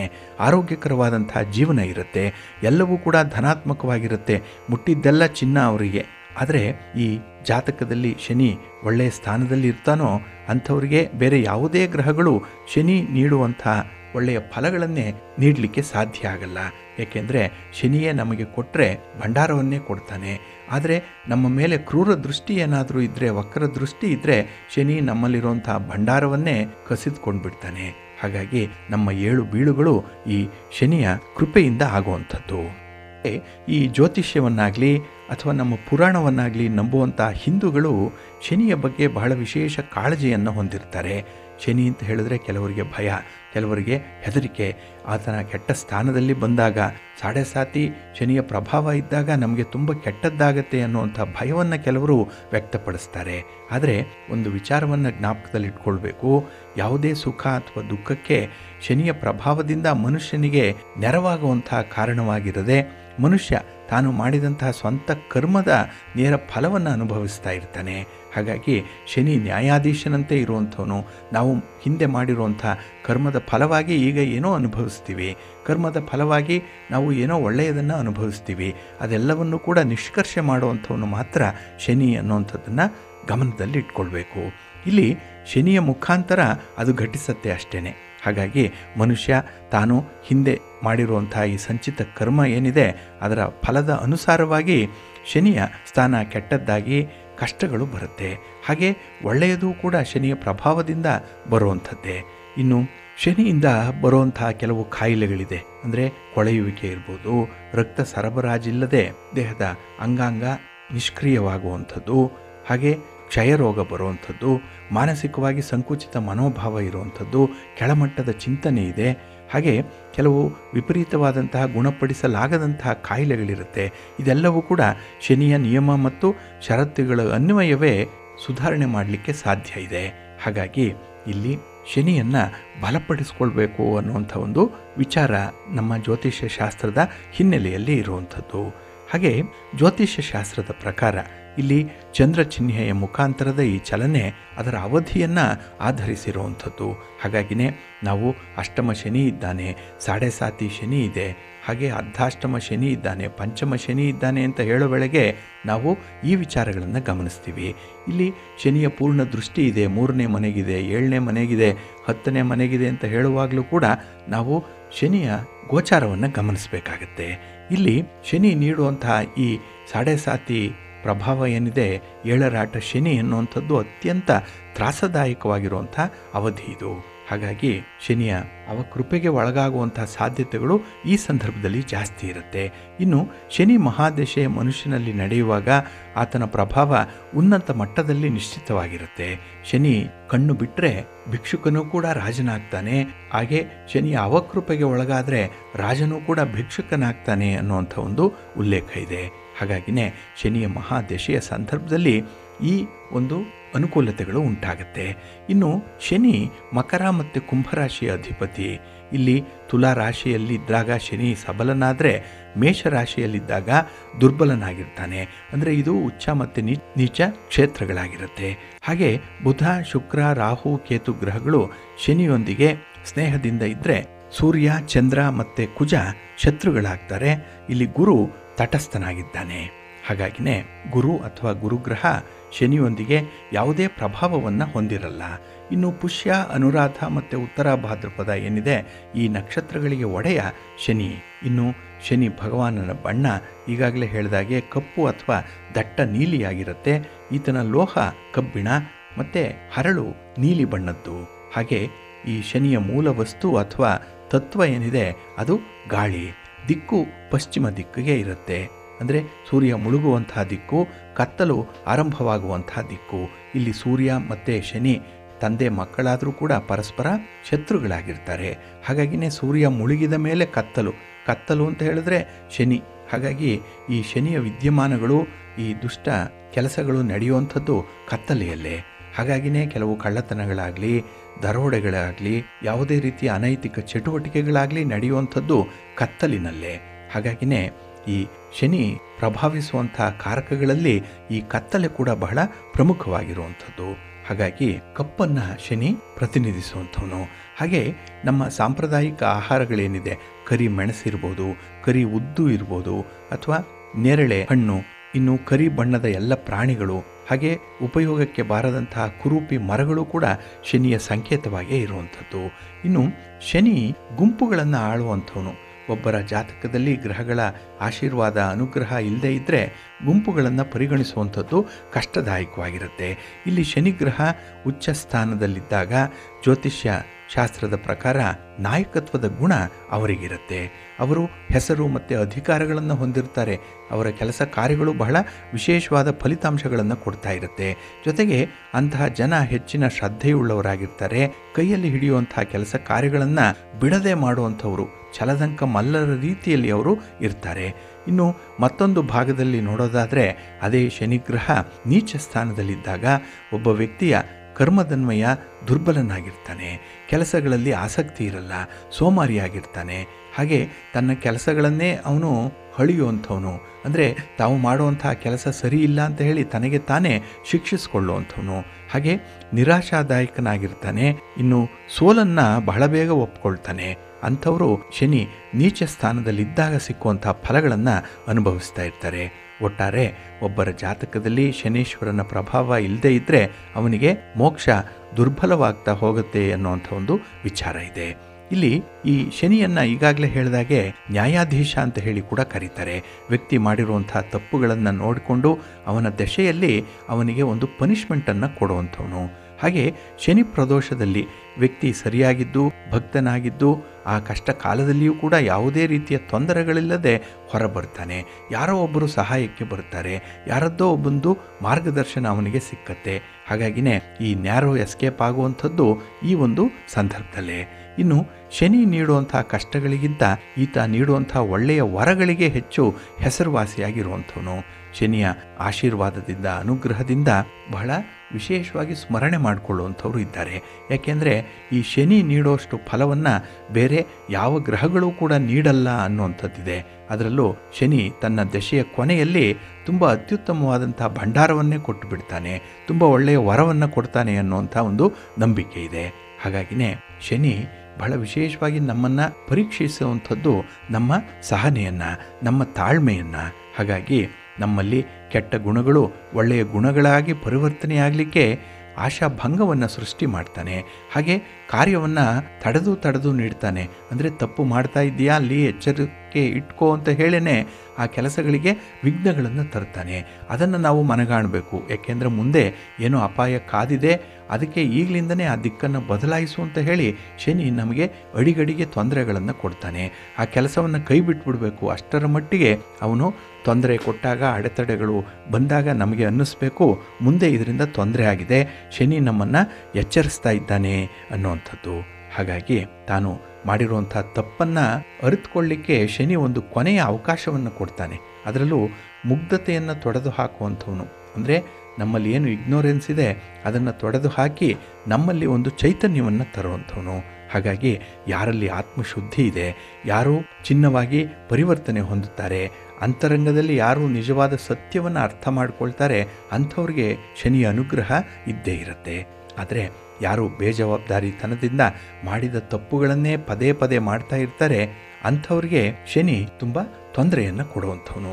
ಹಾಗಾಗಿನೇ ಇಲ್ಲಿ ಶನಿಯ ತೊಂದರೆಗಳಿಂದ ನಾವು ಮುಕ್ತಿಯನ್ನು ಪಡ್ಕೊಳ್ಬೇಕು ಅಂತ ಹೇಳಿದ್ರೆ ಕೆಲವೊಂದು ಪರಿಹಾರ ಕ್ರಮಗಳನ್ನು ಅನುಸರಣೆ ಮಾಡಬೇಕು. ಹಾಗೆ ಈ ಸಂಖ್ಯಾಶಾಸ್ತ್ರದ ಪ್ರಕಾರ 8 ಮತ್ತು 26 ಈ ದಿನಾಂಕದಲ್ಲೂ ಹುಟ್ಟಿದಂಥವರು ಕಷ್ಟದ ಜೀವನವನ್ನು ಎದುರಿಸಬೇಕಾಗಿರುವಂಥದ್ದು ಅನಿವಾರ್ಯ. ಇಲ್ಲಿ ಒಂದು ಕಷ್ಟಗಳಿಗೂ ಕೂಡ ಒಂದು ಕಾರಣ ಇದೆ. ಅದರ ಕಾರಣವನ್ನು ಕಂಡುಕೊಂಡು ಅದಕ್ಕೆ ಪರಿಹಾರವನ್ನು ಅನುಸರಣೆ ಮಾಡಬೇಕಾಗತ್ತೆ. ಹಾಗಾಗಿ ಶನಿಯನ್ನು ಸಂತೃಪ್ತಿಗೊಳಿಸುವಂಥ ಉಪಾಯ ಅಂತ ಹೇಳಿದ್ರೆ ತಾನು ಮಾಡಿರುವಂಥ ತಪ್ಪುಗಳ ಜವಾಬ್ದಾರಿಯನ್ನು ಹೊರಲಿಕ್ಕೆ ಸಿದ್ಧನಿರಬೇಕು, ಆತ್ಮವಿಮರ್ಶೆಯನ್ನು ಮಾಡಿಕೊಳ್ಬೇಕು. ಶನಿಗೆ ಸಂತೃಪ್ತಿ ಪಡಿಸುವಂತಹ ಕೆಲವು ಮಾರ್ಗಗಳೇನಿದೆ ಅದನ್ನು ನಾವು ನಾಳಿನ ಸಂಚಿಕೆಯಲ್ಲಿ ನೋಡೋಣ. ಪ್ರೀತಿಯ ಬಂಧುಗಳೇ, ಇನ್ನು ಮುಂದೆ ದ್ವಾದಶ ರಾಶಿಯವರ ಗೋಚಾರ ಫಲಗಳು ಹೇಗಿವೆ ನೋಡೋಣ ಬನ್ನಿ. ಮೊದಲಿಗೆ ಮೇಷರಾಶಿ.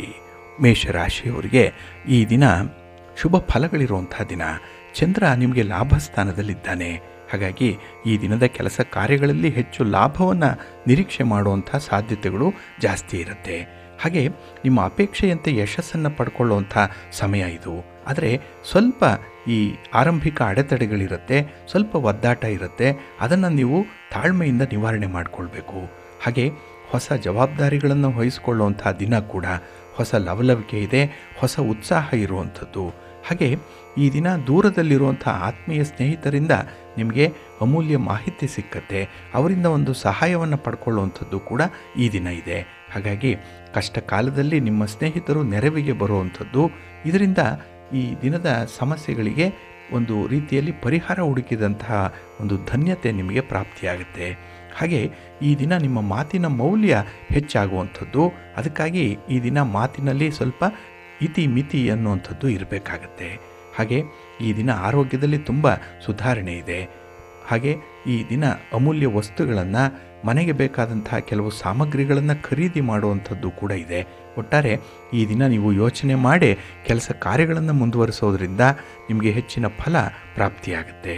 ಇನ್ನು ಈ ದಿನ ಯಾವುದೇ ಒಂದು ವಿಚಾರವನ್ನು ಕೂಡ ಸರಿಯಾಗಿ ತಿಳ್ಕೊಂಡು ನಂತರ ತೀರ್ಮಾನಕ್ಕೆ ಬದ್ಧರಾಗಬೇಕು. ಇದೊಂದನ್ನು ನೀವು ಗಮನಿಸಬೇಕು. ಈ ದಿನ ನಿಮ್ಮ ಮನೆ ದೇವರನ್ನು ಸ್ಮರಣೆ ಮಾಡ್ತಾಯಿರಿ, ನಿಮ್ಮ ಇಷ್ಟ ದೇವರನ್ನು ಪ್ರಾರ್ಥನೆ ಮಾಡಿಕೊಳ್ಳಿ. ಹಾಗೆ ಭಕ್ತಿಯಿಂದ ಈ ದಿನ ನೀವು ಶ್ರೀರಾಮ ರಕ್ಷಾ ಸ್ತೋತ್ರವನ್ನು ಹೇಳ್ಕೊಳ್ಳಿ, ರಾಮನಾಮ ಜಪ ಮಾಡಿ, ಒಳ್ಳೆಯದಾಗುತ್ತೆ. ನಿಮ್ಮ ಅದೃಷ್ಟದ ಬಣ್ಣ ನೇರಳೆ, ಅದೃಷ್ಟದ ದಿಕ್ಕು ಉತ್ತರ ದಿಕ್ಕು, ಅದೃಷ್ಟ ಸಂಖ್ಯೆ 1. ವೃಷಭ ರಾಶಿ. ವೃಷಭ ರಾಶಿಯವರಿಗೂ ಕೂಡ ಈ ದಿನ ಉತ್ತಮ ಫಲಗಳಿರುವಂಥ ದಿನ.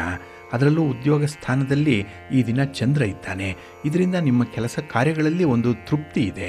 ಹಾಗೆ ಈ ದಿನ ಕರ್ತವ್ಯ, ಜವಾಬ್ದಾರಿ, ನಿಮ್ಮ ಕೆಲಸ, ರೆಸ್ಪಾನ್ಸಿಬಿಲಿಟಿ ಅಂದರೆ ತುಂಬ ಖುಷಿ ನಿಮಗೆ.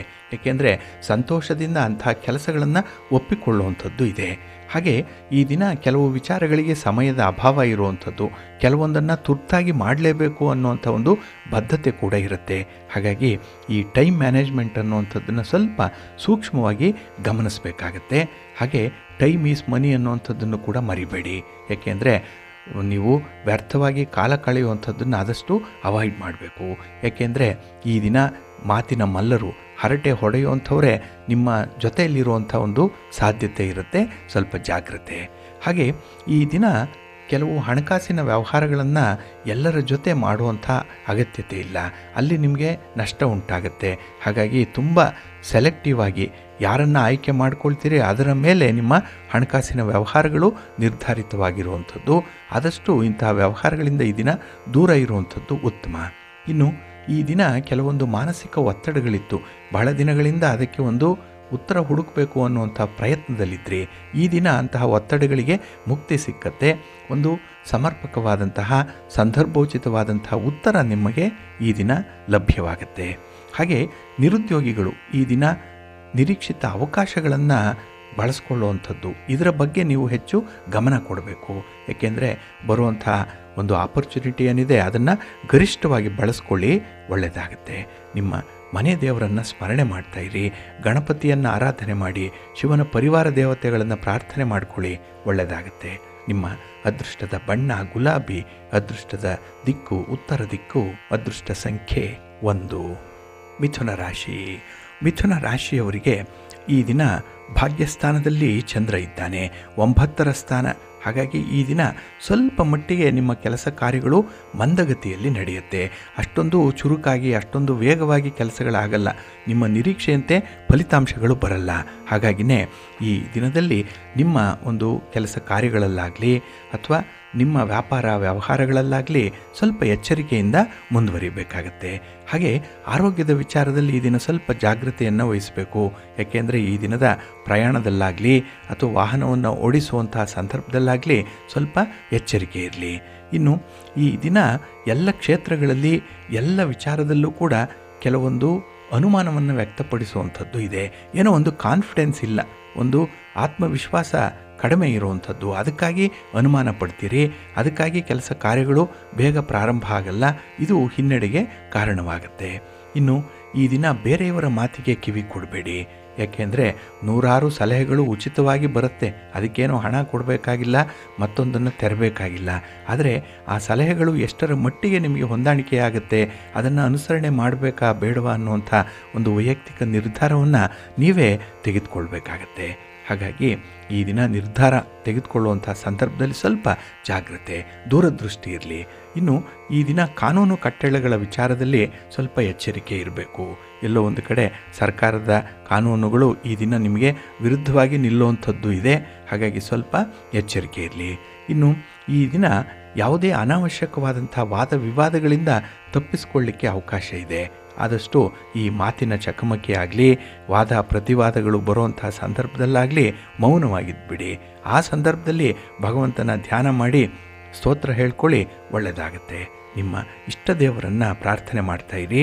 ಹಾಗೆ ಆಂಜನೇಯ ಸ್ತೋತ್ರವನ್ನು ಹೇಳ್ಕೊಳ್ಳಿ, ಹನುಮಾನ್ ಚಾಲೀಸನ್ನು ಹೇಳ್ಕೊಳ್ಳಿ, ಶ್ರೀರಾಮ ರಕ್ಷಾ ಸ್ತೋತ್ರವನ್ನು ಹೇಳ್ಕೊಳ್ಳಿ, ಒಳ್ಳೆಯದಾಗುತ್ತೆ. ನಿಮ್ಮ ಅದೃಷ್ಟದ ಬಣ್ಣ ಕೇಸರಿ, ಅದೃಷ್ಟದ ದಿಕ್ಕು ಈಶಾನ್ಯ ದಿಕ್ಕು, ಅದೃಷ್ಟ ಸಂಖ್ಯೆ 5. ಕರ್ಕಾಟಕ ರಾಶಿ. ಕರ್ಕಾಟಕ ರಾಶಿಯವರಿಗೆ ಈ ದಿನ ಚಂದ್ರ ಅಷ್ಟಮ ಸ್ಥಾನದಲ್ಲಿದ್ದಾನೆ. ಹಾಗಾಗಿ ಸ್ವಲ್ಪ ಅನಾರೋಗ್ಯದ ಸೂಚನೆಗಳು ಕಾಣಿಸ್ತಾ ಇದೆ. ಎಲ್ಲೋ ಒಂದು ಕಡೆ ನಿಮ್ಮ ದೇಹಕ್ಕೆ ಆಲಸ್ಯ ಉಂಟಾಗುವಂಥದ್ದು, ಮನಸ್ಸಿಗೆ ಒತ್ತಡ ಉಂಟಾಗುವಂಥ ಸಾಧ್ಯತೆಗಳು ಇರುತ್ತೆ. ಹಾಗಾಗಿ ನಿಮ್ಮ ಕೆಲಸ ಕಾರ್ಯಗಳನ್ನು ಬಹಳ ನಿಧಾನವಾಗಿ ಸಾವಧಾನವಾಗಿ ಈ ದಿನ ನಿರ್ವಹಣೆ ಮಾಡಬೇಕು. ಹಾಗೆ ನಿಮ್ಮ ಒಂದೊಂದು ಕೋಪವನ್ನು ಕೆರಳಿಸುವಂಥವರು ಅಥವಾ ನಿಮ್ಮನ್ನು ಈ ದಿನದಲ್ಲಿ ಒತ್ತಡಕ್ಕೆ ಸಿಲುಕಿಸುವಂಥವರು ನಿಮ್ಮ ಸುತ್ತಮುತ್ತ ಇರ್ತಾರೆ. ಅಂಥವರ ಬಗ್ಗೆ ಜಾಗ್ರತೆ. ಹಾಗೆ ಕಾಲು ಕೆರೆದುಕೊಂಡು ಬಂದು ಜಗಳ ಮಾಡುವಂಥ ಮಂದಿ ಕೂಡ ಇದ್ದಾರೆ. ನಿಮ್ಮನ್ನು ಅಪಾರ್ಥ ಮಾಡಿಕೊಂಡದ್ದು ಕೂಡ ಈ ದಿನ ಇರುತ್ತೆ.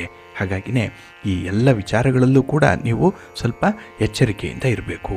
ಹಾಗೆ ಈ ದಿನ ನಿಮ್ಮ ಕೆಲಸ ಕಾರ್ಯಗಳಲ್ಲಿ, ನಿಮ್ಮ ವೃತ್ತಿಯಲ್ಲಿ, ವ್ಯಾಪಾರದಲ್ಲಿ ಅಡೆತಡೆಗಳು ಹೆಚ್ಚಾಗ್ತಾ ಇದೆ. ಅದನ್ನು ನಿವಾರಣೆ ಮಾಡಿಕೊಳ್ಬೇಕು ಅಂದರೆ ಈ ದಿನ ಸಂಪೂರ್ಣವಾದಂತಹ ತಾಳ್ಮೆ ನಿಮಗೆ ಬೇಕಾಗುತ್ತೆ. ಹಾಗೆ ಉದ್ಯೋಗಿಗಳಿಗೆ ಈ ದಿನ ಹೆಚ್ಚುವರಿ ಕೆಲಸದ ಭಾರ ಕೂಡ ಇರುವಂಥದ್ದು. ಇನ್ನು ಈ ದಿನ ನಿಮ್ಮ ಕಷ್ಟಕ್ಕೆ ಯಾರೂ ಕೂಡ ಆಗಲ್ಲ. ಎಲ್ಲರೂ ಹೇಳ್ತಾರೆ, ಮಾತಾಡ್ತಾರೆ, ನಾವಿದ್ದೇವೆ ಅಂತ ಹೇಳಿ. ಆದರೆ ನಿಜವಾದ ಕಷ್ಟದ ಸಮಯದಲ್ಲಿ ಈ ದಿನ ನೀವು ಕೆಲವರನ್ನು ತುಂಬ ನಿರೀಕ್ಷೆ ಮಾಡ್ತಾ ಇರ್ತೀರಿ. ಹಾಗಾಗಿ ನಿರೀಕ್ಷಿತ ಫಲಿತಾಂಶಗಳು ಸಿಕ್ಕಲ್ಲ. ಇದು ನಿಮಗೆ ತೀವ್ರ ನಿರಾಸೆಯನ್ನು ಉಂಟು ಮಾಡುವಂಥದ್ದು ಈ ದಿನದಲ್ಲಿ. ಹಾಗೆ ಈ ದಿನ ಅನಿರೀಕ್ಷಿತ ಖರ್ಚಿಗೆ ತಯಾರಾಗಬೇಕು. ನೋಡಿ, ಇದ್ದಕ್ಕಿದ್ದ ಹಾಗೆ ಖರ್ಚುಗಳು ಬರುವಂಥದ್ದು ಇದೆ. ಆದ್ದರಿಂದಲೇ ಈ ದಿನ ಸ್ವಲ್ಪ ಖರ್ಚು ವೆಚ್ಚಗಳ ಬಗ್ಗೆ ಲೆಕ್ಕಾಚಾರದಲ್ಲಿ ಮುಂದುವರಿಬೇಕಾಗತ್ತೆ. ಇನ್ನು ಈ ದಿನ ನಿಮ್ಮ ಗುರಿ ಸಾಧನೆಯ ಹಾದಿಯಲ್ಲಿ ಕೆಲವೊಂದು ಮುಳ್ಳುಗಳಿದೆ, ಅಡೆತಡೆಗಳಿದೆ. ತಣ್ಣೀರೆರಚುವಂಥ ಮಂದಿ ಕೂಡ ನಿಮ್ಮ ಜೊತೆಯಲ್ಲಿದ್ದಾರೆ. ಅಂಥವರನ್ನು ಈ ದಿನ ಸ್ವಲ್ಪ ಕಡೆಗಾಣಿಸ್ಕೊಂಡು ನಿಮ್ಮ ಗುರಿಯನ್ನು ತಲುಪುವಂಥ ಪ್ರಯತ್ನದಲ್ಲಿ ಮುಂದುವರಿರಿ. ಪ್ರಯತ್ನ ಪಟ್ಟರೆ ಏನಾದರೂ ಅಲ್ಪ ಸ್ವಲ್ಪ ಫಲ ನಿಮಗೆ ಈ ದಿನ ಸಿಕ್ಕತ್ತೆ. ದೂರದ ಪ್ರಯಾಣವನ್ನು ಆದಷ್ಟು ಅವಾಯ್ಡ್ ಮಾಡಿ. ವಾಹನವನ್ನು ಓಡಿಸುವಂತಹ ಸಂದರ್ಭದಲ್ಲಿ ಸ್ವಲ್ಪ ಎಚ್ಚರಿಕೆ ಇರಲಿ. ನಿಮ್ಮ ಮನೆ ದೇವರನ್ನು ಸ್ಮರಣೆ ಮಾಡ್ತಾ ಇರಿ. ಹಾಗೆ ಭಕ್ತಿಯಿಂದ ಈ ದಿನ ಗಣಪತಿಯನ್ನು ಆರಾಧನೆ ಮಾಡಿ, ಗಣಪತಿಯ ಸ್ತೋತ್ರವನ್ನು ಹೇಳ್ಕೊಳ್ಳಿ, ಒಳ್ಳೆಯದಾಗುತ್ತೆ. ನಿಮ್ಮ ಅದೃಷ್ಟದ ಬಣ್ಣ ಗುಲಾಬಿ, ಅದೃಷ್ಟದ ದಿಕ್ಕು ಉತ್ತರ ದಿಕ್ಕು, ಅದೃಷ್ಟ ಸಂಖ್ಯೆ 3. ಸಿಂಹರಾಶಿ. ಸಿಂಹರಾಶಿಯವರಿಗೆ ಈ ದಿನ ಬಹಳ ವಿಶೇಷವಾಗಿರುವಂಥ ದಿನ. ಕಳತ್ರ ಸ್ಥಾನದಲ್ಲಿ ಚಂದ್ರ ಇರುವಂಥ ದಿನ. ಅದಕ್ಕಾಗಿಯೇ ಈ ದಿನದಲ್ಲಿ ಶುಭ ಫಲಿತಾಂಶಗಳನ್ನು ನಿಮ್ಮ ಪ್ರಯತ್ನದಿಂದ ಕಾಣ್ತೀರಿ. ಹಾಗೆ ಶುಭ ಕಾರ್ಯಗಳ ಬಗ್ಗೆ ಕೆಲವೊಂದು ಪ್ರಸ್ತಾವನೆಗಳು ಆಗುವಂಥದ್ದು ಕೂಡ ಇದೆ. ಒಟ್ಟಾರೆ ಈ ದಿನದಲ್ಲಿ ತುಂಬ ಏಕಾಗ್ರತೆಯಿಂದ ಕೆಲಸಗಳನ್ನು ಮಾಡುವಂಥ ಒಂದು ಸನ್ನಿವೇಶ ಒದಗಿ ಬರ್ತಾ ಇದೆ. ಹಾಗೆ ಮಿತ್ರರ ಆಗಮನ ನಿಮಗೆ ಸಂತೋಷವನ್ನು ತರುವಂಥದ್ದು. ಹಾಗೆ ಯಾವುದೇ ಒಂದು ಹೊಸ ಚಟುವಟಿಕೆಗಳನ್ನು ಆರಂಭ ಮಾಡಲಿಕ್ಕೆ ತುಂಬ ಉತ್ಸಾಹ ಇರುವಂಥದ್ದು. ಹಾಗಾಗಿ ಈ ದಿನ ಹೊಸ ಚಟುವಟಿಕೆ ಇರಲಿ ಅಥವಾ ಬದಲಾವಣೆ ಆಗುವಂಥ ಸನ್ನಿವೇಶದಲ್ಲಿ ಹೊಸತನ್ನು ಅನುಭವಿಸುವಂಥದ್ದು ಈ ದಿನದಲ್ಲಿರುತ್ತೆ. ಇನ್ನು ಆಸ್ತಿ ವ್ಯವಹಾರಗಳೇನೇ ಇದ್ದರೂ ಅದರಲ್ಲಿ ಒಂದು ಹೊಸ ಒಪ್ಪಂದವನ್ನು ಮಾಡಿಕೊಳ್ಳುವಂಥ ಸಾಧ್ಯತೆ ಕೂಡ ಇದೆ. ಹಾಗೆ ಈ ದಿನ ವೃತ್ತಿಯಲ್ಲಿ ವ್ಯಾಪಾರದಲ್ಲಿ ಸ್ವಲ್ಪ ಲಾಭ ಇದೆ. ಪ್ರೀತಿ ಪ್ರೇಮದ ವಿಚಾರದಲ್ಲಿ ಈ ದಿನ ಒಳ್ಳೆಯ ಅನುಭವ ಉಂಟಾಗುತ್ತೆ, ಒಳ್ಳೆಯ ಸಂತೋಷ ಇದೆ. ಹಾಗೆ ನಿಮ್ಮವರಿಂದ ಈ ದಿನ ಏನೋ ಒಂದು ಉಡುಗೊರೆಯನ್ನು ಪಡ್ಕೊಳ್ಳುವಂಥದ್ದು, ಒಂದು ಒಳ್ಳೆಯ ಕೆಲಸಕ್ಕೆ ಒಳ್ಳೆಯ ಮಾತನ್ನು ಕೇಳಿಸ್ಕೊಳ್ಳುವಂಥದ್ದು ಈ ದಿನ ಇರುತ್ತೆ. ಅದು ನಿಮಗೆ ಒಂದು ರೀತಿಯಲ್ಲಿ ಮಾರಲ್ ಸಪೋರ್ಟನ್ನು ನೀಡುವಂಥದ್ದು, ಅದೇ ನಿಮಗೆ ಉತ್ತೇಜಕ ಈ ದಿನದಲ್ಲೂ. ಹಾಗಾಗಿ ಈ ದಿನ ಕೆಲಸ ಕಾರ್ಯಗಳಿಗೆ ತುಂಬ ಉತ್ಸಾಹ ಉಲ್ಲಾಸ ಬರುವಂಥದ್ದು ನಿಮ್ಮ ಸಂಗಾತಿಯ ಪ್ರೇರೇಪಣೆಯ ಮಾತುಗಳಿಂದ. ಹಾಗೆ ಈ ದಿನ ಆಧ್ಯಾತ್ಮಿಕ ಚಿಂತನೆ ಕೂಡ ಹೆಚ್ಚಾಗುವಂಥದ್ದಿದೆ. ಧಾರ್ಮಿಕ ವಿಚಾರಗಳಲ್ಲಿ ಆಸಕ್ತಿ ಇದೆ. ದೇವಾಲಯ ದರ್ಶನ ಇದೆ. ಜೊತೆಗೆ ಈ ದಿನ ನಿಮ್ಮ ಮನೆ ದೇವರನ್ನು ದರ್ಶನ ಮಾಡ್ತಾ ಇರಿ. ಹಾಗೆ ಯಾವುದಾದ್ರೂ ಒಂದು ಶಕ್ತಿಪೀಠಕ್ಕೆ ಹೋಗಿ ಬನ್ನಿ, ಅಮ್ಮನವರ ದರ್ಶನ ಮಾಡಿ, ದುರ್ಗಾಸ್ತುತಿಯನ್ನು ಮಾಡಿ, ಚಾಮುಂಡೇಶ್ವರಿಯನ್ನು ಸ್ಮರಣೆ ಮಾಡಿಕೊಳ್ಳಿ. ಈ ದಿನ ಒಳ್ಳೆಯದಾಗುತ್ತೆ. ನಿಮ್ಮ ಅದೃಷ್ಟದ ಬಣ್ಣ ಕೆಂಪು, ಅದೃಷ್ಟದ ದಿಕ್ಕು ಉತ್ತರ ದಿಕ್ಕು, ಅದೃಷ್ಟ ಸಂಖ್ಯೆ 1. ಕನ್ಯಾ ರಾಶಿ. ಕನ್ಯಾ ರಾಶಿಯವರಿಗೆ ಈ ದಿನ ಶುಭ ಫಲಗಳಿರುವಂಥ ದಿನ. ಅದರಲ್ಲೂ ಷಷ್ಠದಲ್ಲಿ ಚಂದ್ರ ಇದ್ದಾನೆ. 6ರಲ್ಲಿ ಚಂದ್ರ ಅಂದರೆ ನಿಮ್ಮ ಶತ್ರುಗಳಿಂದ ನೀವು ದೂರ ಉಳಿಯುವಂಥದ್ದು. ಅಂದರೆ ನಿಮ್ಮ ಕೆಲಸ ಕಾರ್ಯಗಳಿಗೆ ಯಾರೋ ತೊಂದರೆಯನ್ನು ಕೊಡ್ತಾ ಇದ್ದರೂ ಅಂಥವರು ಈ ದಿನ ನಿಮ್ಮ ಸನಿಹಕ್ಕೆ ಬರಲ್ಲ. ಅವರ ಪಾಡು ಅವರದ್ದು, ನಿಮ್ಮ ಪಾಡು ನಿಮ್ಮದೇ ಆಗಿರುತ್ತೆ. ಹಾಗಾಗಿ ಕೆಲಸ ಕಾರ್ಯಗಳನ್ನು ಬಹಳ ವಿಶೇಷ ಆಸ್ಥೆಯಿಂದ ನೀವು ಪ್ರಾರಂಭ ಮಾಡ್ತೀರಿ. ಹಾಗೆ ಹಣಕಾಸಿನ ಪರಿಸ್ಥಿತಿ ಬಹಳ ಚೆನ್ನಾಗಿರುತ್ತೆ ಈ ದಿನದಲ್ಲಿ. ಹಾಗೆ ನಿಮ್ಮ ಕಾರ್ಯವೈಖರಿಗೆ ಪ್ರಶಂಸೆಗಳನ್ನು ಪಡ್ಕೊಳ್ಳುವಂಥದ್ದು ಕೂಡ ಇದೆ ಉದ್ಯೋಗ ಕ್ಷೇತ್ರದಲ್ಲಿರುವಂಥವರು. ಇನ್ನು ಈ ದಿನ ನಿಮ್ಮ ವೇತನ, ನಿಮ್ಮ ಸಂಬಳ, ನಿಮ್ಮ ಒಂದು ಕೂಲಿ ಮಜೂರಿ ಏನೇ ಇದ್ದರೂ ಅದರ ಬಗ್ಗೆ ಒಂದು ಶುಭ ವಾರ್ತೆ ಸಿಕ್ಕುವಂಥದ್ದು, ಅದರ ಬಗ್ಗೆ ಈ ದಿನ ನಿಮಗೆ ಸಂತೋಷ ಅಥವಾ ಅನುಕೂಲ ಅನ್ನಿಸುವಂಥ ಒಂದು ಸುದ್ದಿಯನ್ನು ಕೇಳುವಂಥ ಸಾಧ್ಯತೆ ಕೂಡ ಇದೆ. ಹಾಗೆ ಈ ದಿನ ನಿಮ್ಮ ಸಹೋದರರ ಜೊತೆಯಲ್ಲಿ ಏನೋ ಅಲ್ಪ ಸ್ವಲ್ಪ ವಿವಾದಗಳು ಉಂಟಾಗುವಂಥದ್ದು ಇರುತ್ತೆ.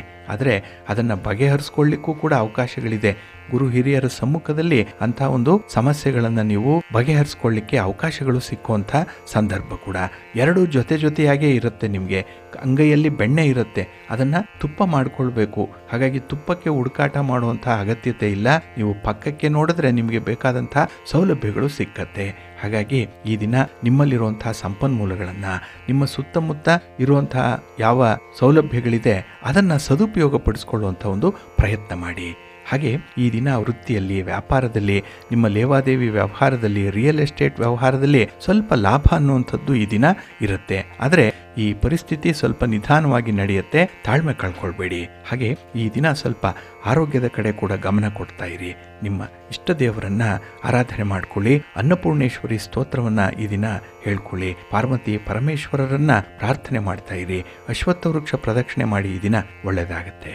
ನಿಮ್ಮ ಅದೃಷ್ಟದ ಬಣ್ಣ ತಿಳಿ ಹಸಿರು, ಅದೃಷ್ಟದ ದಿಕ್ಕು ಈಶಾನ್ಯ ದಿಕ್ಕು, ಅದೃಷ್ಟ ಸಂಖ್ಯೆ 1. ತುಲಾರಾಶಿ. ತುಲಾರಾಶಿಯವರಿಗೆ ಈ ದಿನ ಮಿಶ್ರ ಫಲಗಳಿರುವಂಥ ದಿನ. ಅದರಲ್ಲೂ ಪಂಚಮದಲ್ಲಿ ಈ ದಿನ ಚಂದ್ರ ಇರ್ತಾನೆ. ಹಾಗಾಗಿ ಈ ದಿನದ ವಿದ್ಯಮಾನಗಳು ಮನಸ್ಸಿಗೆ ಸ್ವಲ್ಪ ಒತ್ತಡವನ್ನು ತರುತ್ತೆ. ಏನೋ ಮಾಡಲಿಕ್ಕೆ ಹೋಗ್ತೀರಿ, ಉದ್ದೇಶ ಒಳ್ಳೆಯದಿದೆ, ಆದರೆ ಅದನ್ನು ಕೆಲವರು ತಪ್ಪು ಗ್ರಹಿಕೆಯಿಂದ ನಿಮಗೆ ಸ್ವಲ್ಪ ತೊಂದರೆಯನ್ನು ಕೊಡುವಂಥವರಿದ್ದಾರೆ. ಅದರಲ್ಲೂ ಕಾಣದ ಕೈಗಳು ಈ ದಿನ ಪ್ರಬಲವಾಗಿ ನಿಮ್ಮ ವಿರುದ್ಧ ಕೆಲಸ ಮಾಡುತ್ತೆ. ಹಾಗಾಗಿ ವ್ಯಾಪಾರದಲ್ಲಿ, ವ್ಯವಹಾರದಲ್ಲಿ ಈ ದಿನ ಏನೋ ಒಂದು ಮೋಡಿಗೆ ಒಳಗಾಗುವಂಥದ್ದು, ಏಕೆ ಮಂಕು ಬಡಿದಂತಹ ರೀತಿಯಲ್ಲಿ ಈ ದಿನ ಇರಬೇಕಾದಂಥ ಪರಿಸ್ಥಿತಿ ಕೂಡ ಇರುತ್ತೆ. ಹಾಗಾಗಿನೇ ಈ ದಿನ ಸ್ವಲ್ಪ ತಿಳುವಳಿಕೆ ಕಡಿಮೆ ಇರುವಂಥದ್ದು. ನೋಡಿ ತಪ್ಪನ್ನು ಮಾಡ್ತೀರಿ. ಅದರಲ್ಲೂ ರಾತ್ರಿ ಕಂಡ ಬಾವಿಯಲ್ಲಿ ಹಗಲು ಬಿದ್ದಂತೆ ಆಗತ್ತೆ ಅಂತ ಹೇಳ್ತಾರಲ್ಲ, ಆ ರೀತಿಯಲ್ಲಿ ನಿಮಗೆ ಗೊತ್ತಿದ್ದು ಈ ದಿನ ನೀವು ಒಂದು ಬಲೆಗೆ ಬೀಳುವಂಥ ಸಾಧ್ಯತೆ ಇರುತ್ತೆ. ಹಣಕಾಸಿನ ನಷ್ಟ ಉಂಟಾಗುತ್ತೆ. ಮತ್ತು ಎಲ್ಲ ಒಂದು ಸಮಸ್ಯೆಗೆ ಹಣವೇ ಪರಿಹಾರ ಅನ್ನುವಂಥ ಭ್ರಮೆಯಲ್ಲಿ ಕೂಡ ಇರ್ತೀರಿ ನೀವು. ಅದನ್ನು ಬಿಟ್ಟು ಬೇರೆ ಪರಿಹಾರ ಮಾರ್ಗಗಳಿದೆ, ಅದನ್ನು ನೋಡುವಷ್ಟು ವ್ಯವಧಾನ ಈ ದಿನ ನಿಮ್ಮಲ್ಲಿರಲ್ಲ. ಹಾಗೆ ಈ ದಿನ ನಿಮ್ಮ ಸೌಜನ್ಯದ ವರ್ತನೆ ಏನಿದೆ ಅದು ತುಂಬ ಅಗತ್ಯವಾಗಿ ಇರಬೇಕಾಗಿರುವಂಥದ್ದು. ಅದನ್ನು ಮೀರಿದ್ರೆ ಅಥವಾ ಅದನ್ನು ಮರೆತರೆ ಈ ದಿನ ನಿಮಗೆ ಸ್ವಲ್ಪ ಅಗೌರವ ಪ್ರಾಪ್ತಿಯಾಗುವಂಥದ್ದು ಇದೆ. ಇನ್ನು ಈ ಮುಂದಿನ ಯೋಜನೆಗಳೇನಿದೆ ಅದನ್ನು ತುಂಬ ಜಾಗ್ರತೆಯಿಂದ ನೀವು ಸಿದ್ಧಪಡಿಸಬೇಕಾಗತ್ತೆ. ಅದಕ್ಕಾಗಿ ಕುಟುಂಬಸ್ಥರ ನೆರವನ್ನು ಪಡ್ಕೊಳ್ಳಿ. ನಿಮ್ಮ ಸಂಗಾತಿ, ನಿಮ್ಮ ಪ್ರೀತಿ ಪಾತ್ರರ ಅಭಿಪ್ರಾಯವನ್ನು ಪಡ್ಕೊಳ್ಳಿ. ಅದರಿಂದ ನಿಮ್ಮ ಕೆಲಸ ಈಸಿ ಆಗುತ್ತೆ. ಏಕಾಂಗಿಯಾಗಿ ಮಾಡಲಿಕ್ಕೆ ಹೋದರೆ ಅಲ್ಲೂ ಕೂಡ ಎಡವಟ್ಟಾಗುತ್ತೆ. ಸ್ವಲ್ಪ ಜಾಗ್ರತೆ. ಇನ್ನು ಈ ದಿನ ಜೀವನದಲ್ಲಿ, ಅದರಲ್ಲೂ ವೈವಾಹಿಕ ಜೀವನದಲ್ಲಿ ಬಂದಿರುವಂತಹ ಭಿನ್ನಾಭಿಪ್ರಾಯಗಳೇನಾದರೂ ಇದ್ದರೆ ಅದನ್ನು ಕೂಡಲೇ ಸರಿಪಡಿಸ್ಕೊಳ್ಳುವಂಥ ಒಂದು ಪ್ರಯತ್ನ ಮಾಡಿ. ಯಾವುದನ್ನು ಮುಂದಕ್ಕೆ ಹಾಕಬೇಡಿ. ಆದಷ್ಟು ಆಗಾಗ್ಯೇ ಅದನ್ನು ಪರಿಶೀಲನೆ ಮಾಡಿಕೊಂಡು ಅದಕ್ಕೆ ಸಮಸ್ಯೆ, ಅದಕ್ಕೆ ಪರಿಹಾರ ಏನು, ಹಾಗೆ ಮಾಡಬೇಕಾಗಿರುವಂಥ ಕೆಲವು ವಿಚಾರಗಳು, ಜವಾಬ್ದಾರಿಗಳೇನು ಅನ್ನೋಂಥದ್ದನ್ನು ತಿಳ್ಕೊಂಡ್ರೆ ಉತ್ತಮ. ನಿಮ್ಮ ಮನೆ ದೇವರನ್ನು ಸ್ಮರಣೆ ಮಾಡ್ತಾ ಇರಿ. ಹಾಗೆ ಭಕ್ತಿಯಿಂದ ಈ ದಿನ ಶ್ರೀರಾಮ ರಕ್ಷಾ ಸ್ತೋತ್ರವನ್ನು ಹೇಳ್ಕೊಳ್ಳಿ. ರಾಮನಾಮ ಜಪ ಮಾಡಿ, ಅಶ್ವತ್ಥ ವೃಕ್ಷ ಪ್ರದಕ್ಷಿಣೆ ಮಾಡಿ, ಒಳ್ಳೆಯದಾಗತ್ತೆ. ನಿಮ್ಮ ಅದೃಷ್ಟದ ಬಣ್ಣ ನೇರಳೆ, ಅದೃಷ್ಟದ ದಿಕ್ಕು ಈಶಾನ್ಯ ದಿಕ್ಕು, ಅದೃಷ್ಟ ಸಂಖ್ಯೆ 4. ವೃಶ್ಚಿಕ ರಾಶಿ. ವೃಶ್ಚಿಕ ರಾಶಿಯವರಿಗೆ ಈ ದಿನ ಮಿಶ್ರ ಫಲಗಳಿರುವಂಥ ದಿನ. ಯಾಕೆಂದರೆ ಚತುರ್ಥದಲ್ಲಿ ಚಂದ್ರ ಇದ್ದಾನೆ. ಅದರಲ್ಲೂ ಈ ದಿನ ಚಂದ್ರ ಶನಿಯ ಜೊತೆಗೆ, ಶುಕ್ರನ ಜೊತೆಗೆ ಇರುವಂಥವನು. ಹಾಗಾಗಿ ಈ ದಿನದ ವ್ಯಾಪಾರ ವ್ಯವಹಾರಗಳಲ್ಲಿ ಸ್ವಲ್ಪ ಮಿಶ್ರ ಫಲಗಳಿರುತ್ತೆ. ನಿಧಾನವಾಗಿ ಕೆಲಸಗಳಾಗತ್ತೆ. ಹಾಗೆ ಈ ದಿನ ನಿಮ್ಮ ಗುರಿ ಸಾಧಿಸುವಂಥ ಒಂದು ಪ್ರಯತ್ನದಲ್ಲಿ ಪಟ್ಟು ಹಿಡಿದು ಸಾಗುವಂಥದ್ದು ಅಗತ್ಯ ಇದೆ. ಹಾಗಾಗಿ ಒಂದು ಕೆಲಸ ಆರಂಭ ಆದರೆ ಕೆಲಸದ ಹಿಂದೆನೇ ಇರಬೇಕು ನೀವು. ಅದನ್ನು ಬಿಟ್ಟರೆ, ಯಾಮಾರಿದ್ರೆ ಈ ದಿನ ಆ ಕೆಲಸ ನಿಮ್ಮ ಕೈಗೆ ಬರಲ್ಲ. ಹಾಗೆ ವ್ಯಾಪಾರದಲ್ಲಿ ಸ್ವಲ್ಪ ನಿರುತ್ಸಾಹ ಜಾಸ್ತಿ ಇರುವಂಥದ್ದು, ಏನೋ ಒಂದು ರೀತಿಯಲ್ಲಿ ಮಂಕು ಕವಿದಂತಹ ವಾತಾವರಣ ಈ ದಿನ ಇರುತ್ತೆ. ಯಾರನ್ನು ನೋಡಿದ್ರು, ಯಾರನ್ನು ಕೇಳಿದ್ರು ಕೂಡ ಈ ದಿನ ಸಮಸ್ಯೆಗಳನ್ನು ಹೇಳಿಕೊಳ್ಳುವಂಥವ್ರೆ, ಕಷ್ಟ ಸುಖಗಳನ್ನು ನಿಮ್ಮ ಬಳಿಯೇ ಹೇಳುವಂಥವ್ರು, ಹಾಗೆ ನಿಮ್ಮಿಂದ ಏನಾದರೂ ಸಹಾಯವನ್ನು ನಿರೀಕ್ಷೆ ಮಾಡುವಂಥವರು ಹೆಚ್ಚು ಮಂದಿ ಇರ್ತಾರೆ ಈ ದಿನದಲ್ಲಿ. ಹಾಗಾಗಿ ನಿಮ್ಮ ಮಿತಿಯನ್ನು ನೋಡಿಕೊಳ್ಳಿ. ಹಾಗೆ ಸಹಾಯ ಮಾಡುವಂಥದ್ದು ಬಹಳ ಸೂಕ್ತ. ಆದರೆ ಎಷ್ಟು ಮಾಡಬೇಕು, ಯಾರಿಗೆ ಮಾಡಬೇಕು ಅನ್ನುವಂಥದ್ದನ್ನು ನೀವು ಪೂರ್ವ ನಿರ್ಧಾರಿತವಾಗಿ ನೋಡಬೇಕಾಗತ್ತೆ. ನಿಷ್ಪಕ್ಷಪಾತವಾಗಿ ನೋಡಬೇಕಾಗತ್ತೆ. ಸ್ವಲ್ಪ ಎಚ್ಚರಿಕೆ ಇರಬೇಕು. ಇನ್ನು ಈ ಓನರ್ಶಿಪ್ ವಿಚಾರದಲ್ಲಿ, ಮಾಲೀಕತ್ವದ ವಿಚಾರದಲ್ಲಿ ಕೆಲವೊಂದು ಸಮಸ್ಯೆಗಳು ಉಂಟಾಗಬಹುದು. ಇಲ್ಲಿ ಯಾರೋ ಅಧಿಕಾರಿ, ಯಾರೋ ಅದಕ್ಕೆ ವಾರಸುದಾರ ಅನ್ನುವಂಥ ಬಗ್ಗೆ ಸ್ವಲ್ಪ ಮಾತುಕತೆಗಳು ನಡೆಯುವಂಥದ್ದು ಕೂಡ ಇರುತ್ತೆ. ಹಾಗೆ ಈ ದಿನದಲ್ಲಿ ನಿಮ್ಮ ಯಾವುದೇ ಒಂದು ಒಪ್ಪಿಗೆಯನ್ನು ಯಾವುದೇ ಸಂದರ್ಭದಲ್ಲಿ ಯಾವುದೇ ವಿಚಾರದಲ್ಲಿ ನೀಡುವಂಥ ಒಂದು ಸನ್ನಿವೇಶ ಬಂದರೆ ಅಲ್ಲಿ ನಿಮ್ಮ ಒಂದು ತೀರ್ಮಾನವನ್ನು ಹೇಳುವಂಥದ್ದನ್ನು ಸ್ವಲ್ಪ ನಿಧಾನ ಮಾಡಿ, ಅದರ ಪೂರ್ವಾಪರಗಳನ್ನು ಸಾಧಕ ಬಾಧಕಗಳನ್ನು ಯೋಚನೆ ಮಾಡಿ ನಿಮ್ಮ ನಿರ್ಧಾರವನ್ನು ಹೇಳಬೇಕಾಗತ್ತೆ. ಏಕಾಏಕಿ ಯಾವುದೇ ಒಂದು ಕಮಿಟ್ಮೆಂಟ್ಗೆ ಈ ದಿನ ಒಳಗಾಗಬೇಡಿ. ನಿಮ್ಮ ಮಾತನ್ನು ಈ ದಿನ ನಿಯಂತ್ರಣದಲ್ಲಿ ಇಟ್ಕೊಳ್ಳಿ. ನಿಮ್ಮ ಮನೆ ದೇವರನ್ನು ಸ್ಮರಣೆ ಮಾಡ್ತಾಯಿರಿ.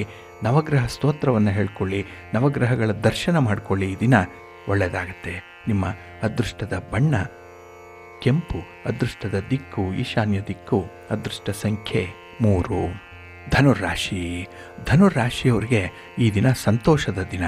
ಅದರಲ್ಲೂ ತೃತೀಯದಲ್ಲಿ ಚಂದ್ರ ಇರ್ತಾನೆ, ಕೀರ್ತಿ ಸ್ಥಾನದಲ್ಲಿ ಪರಾಕ್ರಮ ಸ್ಥಾನದಲ್ಲಿ ಚಂದ್ರ ಇರ್ತಾನೆ. ಹಾಗಾಗಿನೇ ಈ ದಿನದ ಕೆಲಸ ಕಾರ್ಯಗಳನ್ನು ಬಹಳ ಧೈರ್ಯವಾಗಿ ಮಾಡ್ತೀರಿ, ಬಹಳ ಶ್ರದ್ಧೆಯಿಂದ ಮಾಡ್ತೀರಿ. ಹಾಗಾಗಿ ಫಲಿತಾಂಶಗಳು ನಿಮಗೆ ತುಂಬ ಪಾಸಿಟಿವ್ ಆಗಿ ಇರುತ್ತೆ. ಹಾಗೆ ಈ ದಿನ ನಿಮ್ಮ ಒಡ ಹುಟ್ಟಿದವರೊಂದಿಗಿನ ಸಂಬಂಧಗಳು ಚೆನ್ನಾಗಿರುತ್ತೆ. ಕಷ್ಟ ಸುಖಗಳನ್ನು ಹಂಚಿಕೊಳ್ತೀರಿ. ಹಾಗೆ ಬಹಳ ದೀರ್ಘವಾಗಿ ಭೇಟಿ ಮಾಡುವಂಥ ವಿಚಾರದಲ್ಲಾಗಲಿ ಅಥವಾ ನಿಮ್ಮ ಒಂದು ಮಾತುಕತೆಯ ವಿಚಾರದಲ್ಲಾಗಲಿ ತುಂಬ ಧನಾತ್ಮಕವಾದಂಥ ಫಲಿತಾಂಶಗಳನ್ನು ಕಾಣುವಂಥದ್ದಿದೆ. ಹಾಗೆ ಯೋಜಿತ ಕೆಲಸ ಕಾರ್ಯಗಳು ಯೋಜಿತ ರೀತಿಯಲ್ಲಿಯೇ ಪೂರ್ಣವಾಗುತ್ತೆ. ತುಂಬ ಲೆಕ್ಕಾಚಾರ ಇದೆ, ತುಂಬ ಕ್ಯಾಲ್ಕುಲೇಟಿವ್ ಆಗಿದ್ದೀರಿ ಈ ದಿನದಲ್ಲಿ. ಹಾಗೆ ಸಮಾಜದಲ್ಲಿ ನಿಮ್ಮ ಒಂದು ಗೌರವ, ನಿಮ್ಮ ಒಂದು ಪ್ರಖ್ಯಾತಿ ಹೆಚ್ಚಾಗುವಂಥದ್ದು ಇದೆ. ಇನ್ನು ಈ ದಿನದಲ್ಲಿ ಆಕಸ್ಮಿಕವಾಗಿ ಧನಲಾಭ ಉಂಟಾಗುವಂಥದ್ದು, ಯಾವತ್ತೋ ಮಾಡಿರುವಂಥ ಒಂದು ಕೆಲಸ, ಎಲ್ಲೋ ಇನ್ವೆಸ್ಟ್ ಮಾಡಿರುವಂಥ ವಿಚಾರ ಈ ದಿನ ನಿಮಗೆ ಲಾಭವಾಗಿ ಒಂದು ಸುದ್ದಿಯ ರೂಪದಲ್ಲಿ ಬರುವಂಥದ್ದು ಇದೆ. ಇನ್ನು ವ್ಯಾಪಾರಕ್ಕೆ ಹೊಸ ಹೂಡಿಕೆಗಳು ದೊರೆಯುವಂಥದ್ದು, ವ್ಯಾಪಾರದ ವಿಸ್ತರಣೆಯಾಗುತ್ತೆ, ವ್ಯಾಪಾರದಲ್ಲಿ ಒಂದು ಅಗ್ರಿಮೆಂಟ್ ಆಗುತ್ತೆ. ಹಾಗೆ ಪಾರ್ಟ್ನರ್ಶಿಪ್ಪಲ್ಲಿ ಮಾಡಬೇಕು ಅನ್ನುವಂಥ ಆಲೋಚನೆ ಮನಸ್ಸಿಗೆ ಬರುತ್ತೆ. ಒಟ್ಟಾರೆ ಈ ವ್ಯಾಪಾರಿ ಸಂಬಂಧವಾದಂಥ ಚಟುವಟಿಕೆಗಳಲ್ಲಿ ಈ ದಿನ ಹೊಸ ದಿಕ್ಕನ್ನು ನೋಡ್ತೀರಿ, ಹೊಸ ಅನುಭವಗಳನ್ನು ಪಡ್ಕೊಳ್ಳುವಂಥದ್ದು ಕೂಡ ಇದೆ. ಹಾಗೆ ಈ ದಿನ ಕೆಲಸದಲ್ಲಿ ಇದ್ದಂಥ ಒತ್ತಡಗಳಿರಲಿ, ಸಾಂಸಾರಿಕವಾಗಿ ಇದ್ದಂಥ ಒತ್ತಡಗಳಿರಲಿ, ಅದು ಪರಿಹಾರ ಆಗುತ್ತೆ. ಆದರೆ ಎಲ್ಲದಕ್ಕಿಂತ ಮುಖ್ಯವಾಗಿ ಈ ದಿನ ಹಣಕಾಸಿನ ನಿರ್ವಹಣೆ ವಿಚಾರದಲ್ಲಿ ಸ್ವಲ್ಪ ಎಚ್ಚರಿಕೆ ಇರಲಿ. ನಿಮ್ಮ ಆರೋಗ್ಯದ ಕಡೆ ಈ ದಿನ ಗಮನ ಕೊಡಿ. ಹಾಗೆ ಮನೆಯಲ್ಲಿರುವಂಥ ಹಿರಿಯರ ಆರೋಗ್ಯ, ಅವರ ಒಂದು ಬೇಕು ಬೇಡಗಳು, ಇದರ ಬಗ್ಗೆ ಸ್ವಲ್ಪ ಗಮನ ಕೊಡಬೇಕು. ಇದು ನಿಮ್ಮ ಮನಸ್ಸಿಗೆ ಸಮಾಧಾನವನ್ನು ತರುತ್ತೆ. ನಿಮ್ಮ ಮನೆ ದೇವರನ್ನು ಸ್ಮರಣೆ ಮಾಡ್ತಾಯಿರಿ. ಹಾಗೆ ಭಕ್ತಿಯಿಂದ ಈ ದಿನ ನೀವು ಶಿವಸ್ತೋತ್ರವನ್ನು ಹೇಳ್ಕೊಳ್ಳಿ, ಶಿವನಾಮ ಸ್ಮರಣೆ, ಹಾಗೆ ಶಿವನ ಪರಿವಾರ ದೇವತೆಗಳನ್ನು ಪ್ರಾರ್ಥನೆ ಮಾಡಿಕೊಳ್ಳುವಂಥದ್ದನ್ನು ಮರಿಬೇಡಿ. ನಿಮ್ಮ ಅದೃಷ್ಟದ ಬಣ್ಣ ನೇರಳೆ, ಅದೃಷ್ಟದ ದಿಕ್ಕು ಈಶಾನ್ಯ ದಿಕ್ಕು, ಅದೃಷ್ಟ ಸಂಖ್ಯೆ 1. ಮಕರ ರಾಶಿಯವರಿಗೆ ಈ ದಿನ ದ್ವಿತೀಯದಲ್ಲಿ ಚಂದ್ರ ಇದ್ದಾನೆ. ಇದು ಕುಟುಂಬ ಸ್ಥಾನ, ಇದು ವಾಕ್ಸ್ಥಾನ, ಇದೇ ಧನಸ್ಥಾನ. ಹಾಗಾಗಿ ಈ ಎರಡರಲ್ಲಿದ್ದಾಗ ಚಂದ್ರ ನಿಮಗೆ ಮಿಶ್ರ ಫಲಗಳಿರುತ್ತೆ. ಹಣಕಾಸಿನ ವಿಚಾರದಲ್ಲಿ ಈ ದಿನ ನೀವು ತೆಗೆದುಕೊಳ್ಳುವಂಥ ತೀರ್ಮಾನಗಳು ಕೂಡ ಎಲ್ಲವೊಂದು ಸಮಸ್ಯೆಗಳಿಂದ ಕೂಡಿರುತ್ತೆ. ಹಾಗಾಗಿ ತೀರ್ಮಾನವನ್ನು ತೆಗೆದುಕೊಳ್ಳುವಂಥ ಒಂದು ಚೈತನ್ಯ ನಿಮಗಿಲ್ಲ, ಅಂಥ ಒಂದು ದೂರದೃಷ್ಟಿ ಇಲ್ಲ. ಹಾಗಾಗಿನೇ ಪ್ರಮುಖವಾದಂಥ ವಿಚಾರಗಳನ್ನು ಆದಷ್ಟು ಈ ದಿನ ನಿಮ್ಮ ಗಮನಕ್ಕೆ ತರದೇ ಇರುವಂಥದ್ದೇ ಒಳ್ಳೆಯದು. ಇನ್ನು ಈ ದಿನದಲ್ಲಿ ನಿಮ್ಮ ಕುಟುಂಬ ಸದಸ್ಯರ ಆರೋಗ್ಯದ ವಿಚಾರದಲ್ಲಿ ವೈದ್ಯಕೀಯ ಸಮಾಲೋಚನೆಯ ಅಗತ್ಯತೆ ಕಾಣಿಸ್ತಾ ಇದೆ. ಇದು ಖರ್ಚು ವೆಚ್ಚಕ್ಕೆ ಕಾರಣವಾಗುತ್ತೆ.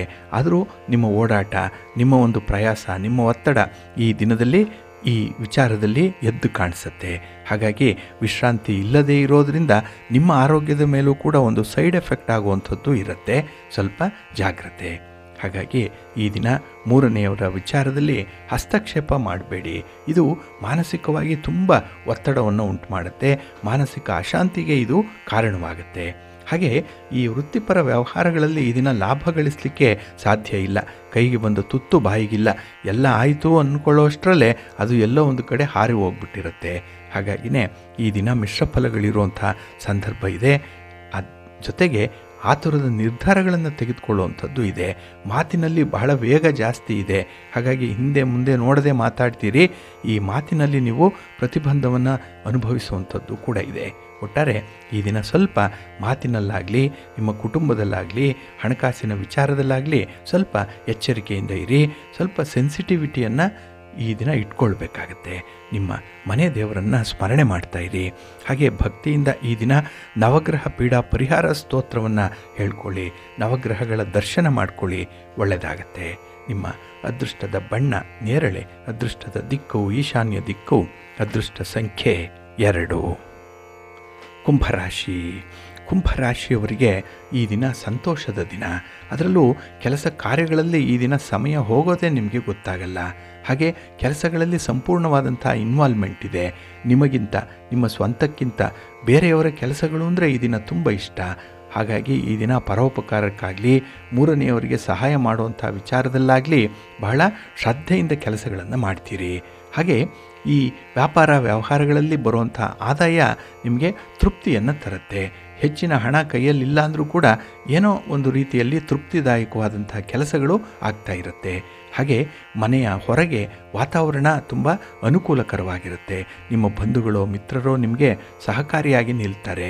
ಹಾಗೆ ಈ ದಿನ ವೇಳೆಗೆ ಸರಿಯಾಗಿ, ಸಮಯಕ್ಕೆ ಸರಿಯಾಗಿ ನಿಮಗೆ ಬೇಕಾದಂತಹ ಕೆಲವು ಭೌತಿಕ ಸೌಲಭ್ಯಗಳು ಕೂಡ ಒದಗುವಂಥದ್ದು ಕೂಡ ಇದೆ. ಒಟ್ಟಾರೆ ನಿಮ್ಮ ಸ್ನೇಹಿತರ ನೆರವಿನಿಂದ ಪ್ರಮುಖ ಕಾರ್ಯಗಳು ಪೂರ್ಣ ಆಗುತ್ತೆ. ಇದು ಮನಸ್ಸಿಗೆ ಸಮಾಧಾನ. ಇನ್ನು ವೃತ್ತಿಪರ ವ್ಯವಹಾರಗಳಲ್ಲಿ ಒಂದು ಇನ್ವೆಸ್ಟ್ ಮಾಡೋ ವಿಚಾರ ಅಥವಾ ಈ ವ್ಯಾಪಾರ ವ್ಯವಹಾರಗಳನ್ನು ಇನ್ನೂ ಎಕ್ಸ್ಟೆಂಡ್ ಮಾಡುವಂಥ ವಿಚಾರ, ಇದರ ಬಗ್ಗೆ ಸ್ವಲ್ಪ ಚರ್ಚೆಗಳು ಆಗುವಂಥದ್ದು ಕೂಡ ಇದೆ. ಒಟ್ಟಾರೆ ಈ ದಿನ ನಿಮಗೆ ಶ್ರಮ ಹೆಚ್ಚಾದರೂ ಕೂಡ, ಜವಾಬ್ದಾರಿಗಳು ಮಿತಿಮೀರಿದ್ರೂ ಕೂಡ ಬರುವಂಥ ಫಲಿತಾಂಶ ನಿಮಗೆ ಒಳ್ಳೆಯ ಆತ್ಮವಿಶ್ವಾಸವನ್ನು ಸೃಷ್ಟಿಸುತ್ತೆ, ಮನಸ್ಸಿಗೆ ಸಮಾಧಾನವನ್ನು ತರುತ್ತೆ. ಹಾಗೆ ನಿಮ್ಮ ಮೌನ ಕೆಲವೊಂದು ಸಮ್ಮತಿಯನ್ನು ಸೂಚಿಸುವಂಥದ್ದು. ಕೆಲವರು ಇದನ್ನು ಅಪಾರ್ಥ ಮಾಡಿಕೊಳ್ಳುವಂಥವ್ರು ಇದ್ದಾರೆ. ಹಾಗಾಗಿ ಎಲ್ಲಿ ಮೌನವಾಗಿರಬೇಕು, ಎಲ್ಲಿ ಮಾತಾಡಬೇಕು, ಎಲ್ಲಿ ಅಭಿಪ್ರಾಯ ಹೇಳಬೇಕು, ಇದನ್ನು ಈ ದಿನ ನೀವು ಕಲ್ತ್ಕೊಳ್ತೀರಿ. ಹಾಗಾಗಿ ಹೊಸ ಜ್ಞಾನವನ್ನು, ಹೊಸದಾಗಿ ಒಂದು ನಾಲೆಡ್ಜನ್ನು ಕಲ್ತ್ಕೊಳ್ಳುವಂಥ ಸಂದರ್ಭ ಕೂಡ. ಹಾಗೆ ಕೆಲವು ಸ್ತ್ರೀಯರು ವಿಶೇಷವಾಗಿ ಪರಿಣಾಮಕಾರಿಯಾಗಿ ಈ ಜವಾಬ್ದಾರಿಗಳನ್ನು ನಿರ್ವಹಣೆ ಮಾಡ್ತೀರಿ. ಹಾಗಾಗಿಯೇ ನಿಮ್ಮ ಕೆಲಸ ಕಾರ್ಯಗಳಿಗೆ ತುಂಬ ಶ್ಲಾಘನೆ ಇರುವಂಥದ್ದು. ನಿಮ್ಮ ಒಂದು ಮನಸ್ಸಿಗೂ ಕೂಡ ಸಮಾಧಾನದ ರೀತಿಯಲ್ಲಿ ಈ ದಿನದ ಕೆಲಸಗಳನ್ನು ನಿರ್ವಹಣೆ ಮಾಡ್ತೀರಿ. ಇದು ನಿಮಗೆ ಕೊಟ್ಟಿರುವಂಥ ದೇವರ ವರ. ಏನಂದರೆ ಹಿಡಿದ ಕೆಲಸವನ್ನು ಬಿಡದೆ ಮುಗಿಸುವಂಥದ್ದು. ಅದನ್ನು ಮುಂದುವರಿಸಿ ನಿಮ್ಮ ಮನೆ ದೇವರನ್ನು ಸ್ಮರಣೆ ಮಾಡ್ತಾಯಿರಿ. ಹಾಗೆ ಭಕ್ತಿಯಿಂದ ಶ್ರೀ ಲಕ್ಷ್ಮೀ ನರಸಿಂಹ ಸ್ತೋತ್ರವನ್ನು ಹೇಳ್ಕೊಳ್ಳಿ, ನರಸಿಂಹಸ್ವಾಮಿಯ ದರ್ಶನ ಮಾಡಿ, ಆಂಜನೇಯನ ದರ್ಶನ ಮಾಡಿ. ಈ ದಿನ ಒಳ್ಳೆಯದಾಗತ್ತೆ. ನಿಮ್ಮ ಅದೃಷ್ಟದ ಬಣ್ಣ ಕೇಸರಿ, ಅದೃಷ್ಟದ ದಿಕ್ಕು ಉತ್ತರ ದಿಕ್ಕು, ಅದೃಷ್ಟ ಸಂಖ್ಯೆ 1. ಮೀನರಾಶಿ. ಮೀನರಾಶಿಯವರಿಗೆ ಈ ದಿನ ವ್ಯಯಸ್ಥಾನದಲ್ಲಿ ಚಂದ್ರ ಇದ್ದಾನೆ. ಇದರಿಂದ ಮಿಶ್ರ ಫಲಗಳಿರುವಂಥ ಸಂದರ್ಭ. ಅದರಲ್ಲೂ ಈ ಆಸ್ತಿಯ ವಿಚಾರದಲ್ಲಿ ಏನೋ ಒಂದು ವಿವಾದವನ್ನು ಮಾಡ್ಕೊಳ್ತೀರಿ. ಒಡ ಹುಟ್ಟಿದವರ ಜೊತೆಯಲ್ಲೋ, ಅಕ್ಕಪಕ್ಕದವರ ಜೊತೆಯಲ್ಲೋ ಅಥವಾ ಬಂಧುವರ್ಗದವರ ಜೊತೆಯಲ್ಲೋ ಈ ದಿನ ಆಸ್ತಿಗಾಗಿ ಸ್ವಲ್ಪ ಮನಸ್ತಾಪಗಳಾಗುತ್ತೆ. ಒಬ್ಬೊಬ್ಬರ ಮುಖವೂ ಬೇರೆ ಬೇರೆ ದಿಕ್ಕಿನಲ್ಲೇ ಇರುವಂಥ ಸಾಧ್ಯತೆಗಳು ಕೂಡ ಇರುತ್ತೆ. ಟಾಕಿಂಗ್ ಟರ್ಮ್ಸಲ್ಲಿ ಇರಲ್ಲ. ಹಾಗಾಗಿಯೇ ಒಂದು ಒತ್ತಡವನ್ನು ಈ ದಿನ ನೀವಾಗಿ ತಂದುಕೊಳ್ಳುವಂಥದ್ದು ಇದೆ. ಇನ್ನು ವ್ಯಾಪಾರದಲ್ಲಿ, ವ್ಯವಹಾರದಲ್ಲಿ, ನಿಮ್ಮ ಉದ್ಯೋಗದಲ್ಲಿ, ಚಟುವಟಿಕೆಯಲ್ಲಿ, ನಿಮ್ಮ ಓದಿನಲ್ಲಿ, ನಿಮ್ಮ ಪ್ರಯಾಣದಲ್ಲಿ ಈ ದಿನ ಆಸಕ್ತಿ ಇಲ್ಲ. ಏನೋ ಒಂದು ರೀತಿಯಲ್ಲಿ ಈ ದಿನ ಮಂಕು ಕವಿದ ವಾತಾವರಣ ತುಂಬ ಇರುತ್ತೆ. ಹಾಗೆ ಆಧ್ಯಾತ್ಮಿಕ ಸೇವೆಗಳನ್ನು ಮಾಡಬೇಕು, ದೇವರ ದರ್ಶನ ಮಾಡಬೇಕು ಅನ್ನುವಂಥ ಒಂದು ಮನಸ್ಸಿದೆ. ಆದರೆ ಮನಸ್ಸಿಗೆ ಅನುಕೂಲತೆಗಳು ಸಿಕ್ಕಲ್ಲ. ಹಾಗಾಗಿ ಹಿಡಿದ ಕೆಲಸ ಕಾರ್ಯಗಳು ಅರ್ಧದಲ್ಲೇ ನಿಲ್ಲುವಂಥದ್ದು ಕೂಡ ಇರುತ್ತೆ. ಇನ್ನು ಈ ವಾಹನದಿಂದ ಅಷ್ಟೊಂದು ಸೌಖ್ಯ ಇಲ್ಲ. ವಾಹನದಲ್ಲಿ ಪ್ರಯಾಣ ಮಾಡುವಂಥ ಸಂದರ್ಭದಲ್ಲಿ ಎಚ್ಚರಿಕೆ ವಹಿಸುವಂಥದ್ದು ತುಂಬ ಸೂಕ್ತ. ಇನ್ನು ಈ ದಿನ ನಿಮ್ಮ ಒಂದು ವೈವಾಹಿಕ ಜೀವನದಲ್ಲಿ ಭಿನ್ನಾಭಿಪ್ರಾಯಗಳು ಸಾಮಾನ್ಯವಾಗಿ ಬರುವಂಥದ್ದಿದೆ. ಏತಿ ಅಂದರೆ ಪ್ರೀತಿ ಅನ್ನುವಂಥ ಒಂದು ಕುಟುಂಬಸ್ಥರ ಮಧ್ಯದಲ್ಲಿ ಈ ದಿನ ಸ್ವಲ್ಪ ಬ್ಯಾಲೆನ್ಸ್ ಮಾಡಬೇಕಾಗತ್ತೆ. ಹಾಗೆ ಆತುರ ಪಡಬೇಡಿ. ಆತುರ ಪಟ್ಟು ಯಾವುದೇ ನಿರ್ಧಾರಗಳನ್ನು ಕೈಗೊಂಡರೆ ಈ ದಿನ ಭಾರಿ ನಷ್ಟಕ್ಕೆ ಒಳಗಾಗ್ತೀರಿ. ಇನ್ನು ಈ ದಿನ ಯಾವುದೇ ಒಂದು ವಿಚಾರದಲ್ಲಿ ಸಹಿ ಮಾಡುವಂಥ ವಿಚಾರ, ದಾಖಲೆ ಪತ್ರಗಳನ್ನು ಕೊಡುವಂಥ ವಿಚಾರ ಸ್ವಲ್ಪ ಜಾಗ್ರತೆ. ಇನ್ನು ಈ ದಿನ ನಿಮ್ಮ ಆಕ್ರಮಣಕಾರಿ ನಡತೆ ಏನಿದೆ, ಒಂದು ಸ್ವಲ್ಪ ಅಗ್ರೆಸಿವ್ ನೇಚರ್ ಇರುವಂಥದ್ದು. ಇದು ನಿಮ್ಮ ಒಂದು ಸಂಗಾತಿ, ನಿಮ್ಮ ಪ್ರೀತಿ ಪಾತ್ರರಲ್ಲಿ ಎಲ್ಲ ಒಂದು ಕಡೆ ನಿಮ್ಮ ಬಗ್ಗೆನೇ ಅನುಮಾನವನ್ನು ಮೂಡಿಸುತ್ತೆ. ಹಾಗಾಗಿ ಅಂಥ ಒಂದು ಆಕ್ರಮಣಕಾರಿ ಪ್ರವೃತ್ತಿಯನ್ನು ಬಿಟ್ಟು ಸ್ವಲ್ಪ ಸ್ನೇಹದಿಂದ ವರ್ತಿಸುವಂಥದ್ದು ಉತ್ತಮ. ಇದು ನಿಮಗೆ ಒಳ್ಳೆಯದನ್ನು ತರುತ್ತೆ. ಇತರರು ಕೂಡ ನಿಮಗೆ ಮೆಚ್ಚುಗೆಯನ್ನು ಸೂಚಿಸ್ತಾರೆ. ಅಂಥ ಒಂದು ಪ್ರಯತ್ನ ನಿಮ್ಮಿಂದಾಗಲಿ. ನಿಮ್ಮ ಮನೆ ದೇವರನ್ನು ಸ್ಮರಣೆ ಮಾಡ್ತಾ ಇರಿ. ಹಾಗೆ ಭಕ್ತಿಯಿಂದ ಈ ದಿನ ನೀವು ಅಶ್ವತ್ಥ ವೃಕ್ಷ ಪ್ರದಕ್ಷಿಣೆಯನ್ನು ಮಾಡಿ ಆಂಜನೇಯನ ದರ್ಶನವನ್ನು ಮಾಡಿ ಒಳ್ಳೆಯದಾಗುತ್ತೆ. ನಿಮ್ಮ ಅದೃಷ್ಟದ ಬಣ್ಣ ಕೇಸರಿ, ಅದೃಷ್ಟದ ದಿಕ್ಕು ಈಶಾನ್ಯ ದಿಕ್ಕು, ಅದೃಷ್ಟ ಸಂಖ್ಯೆ 2.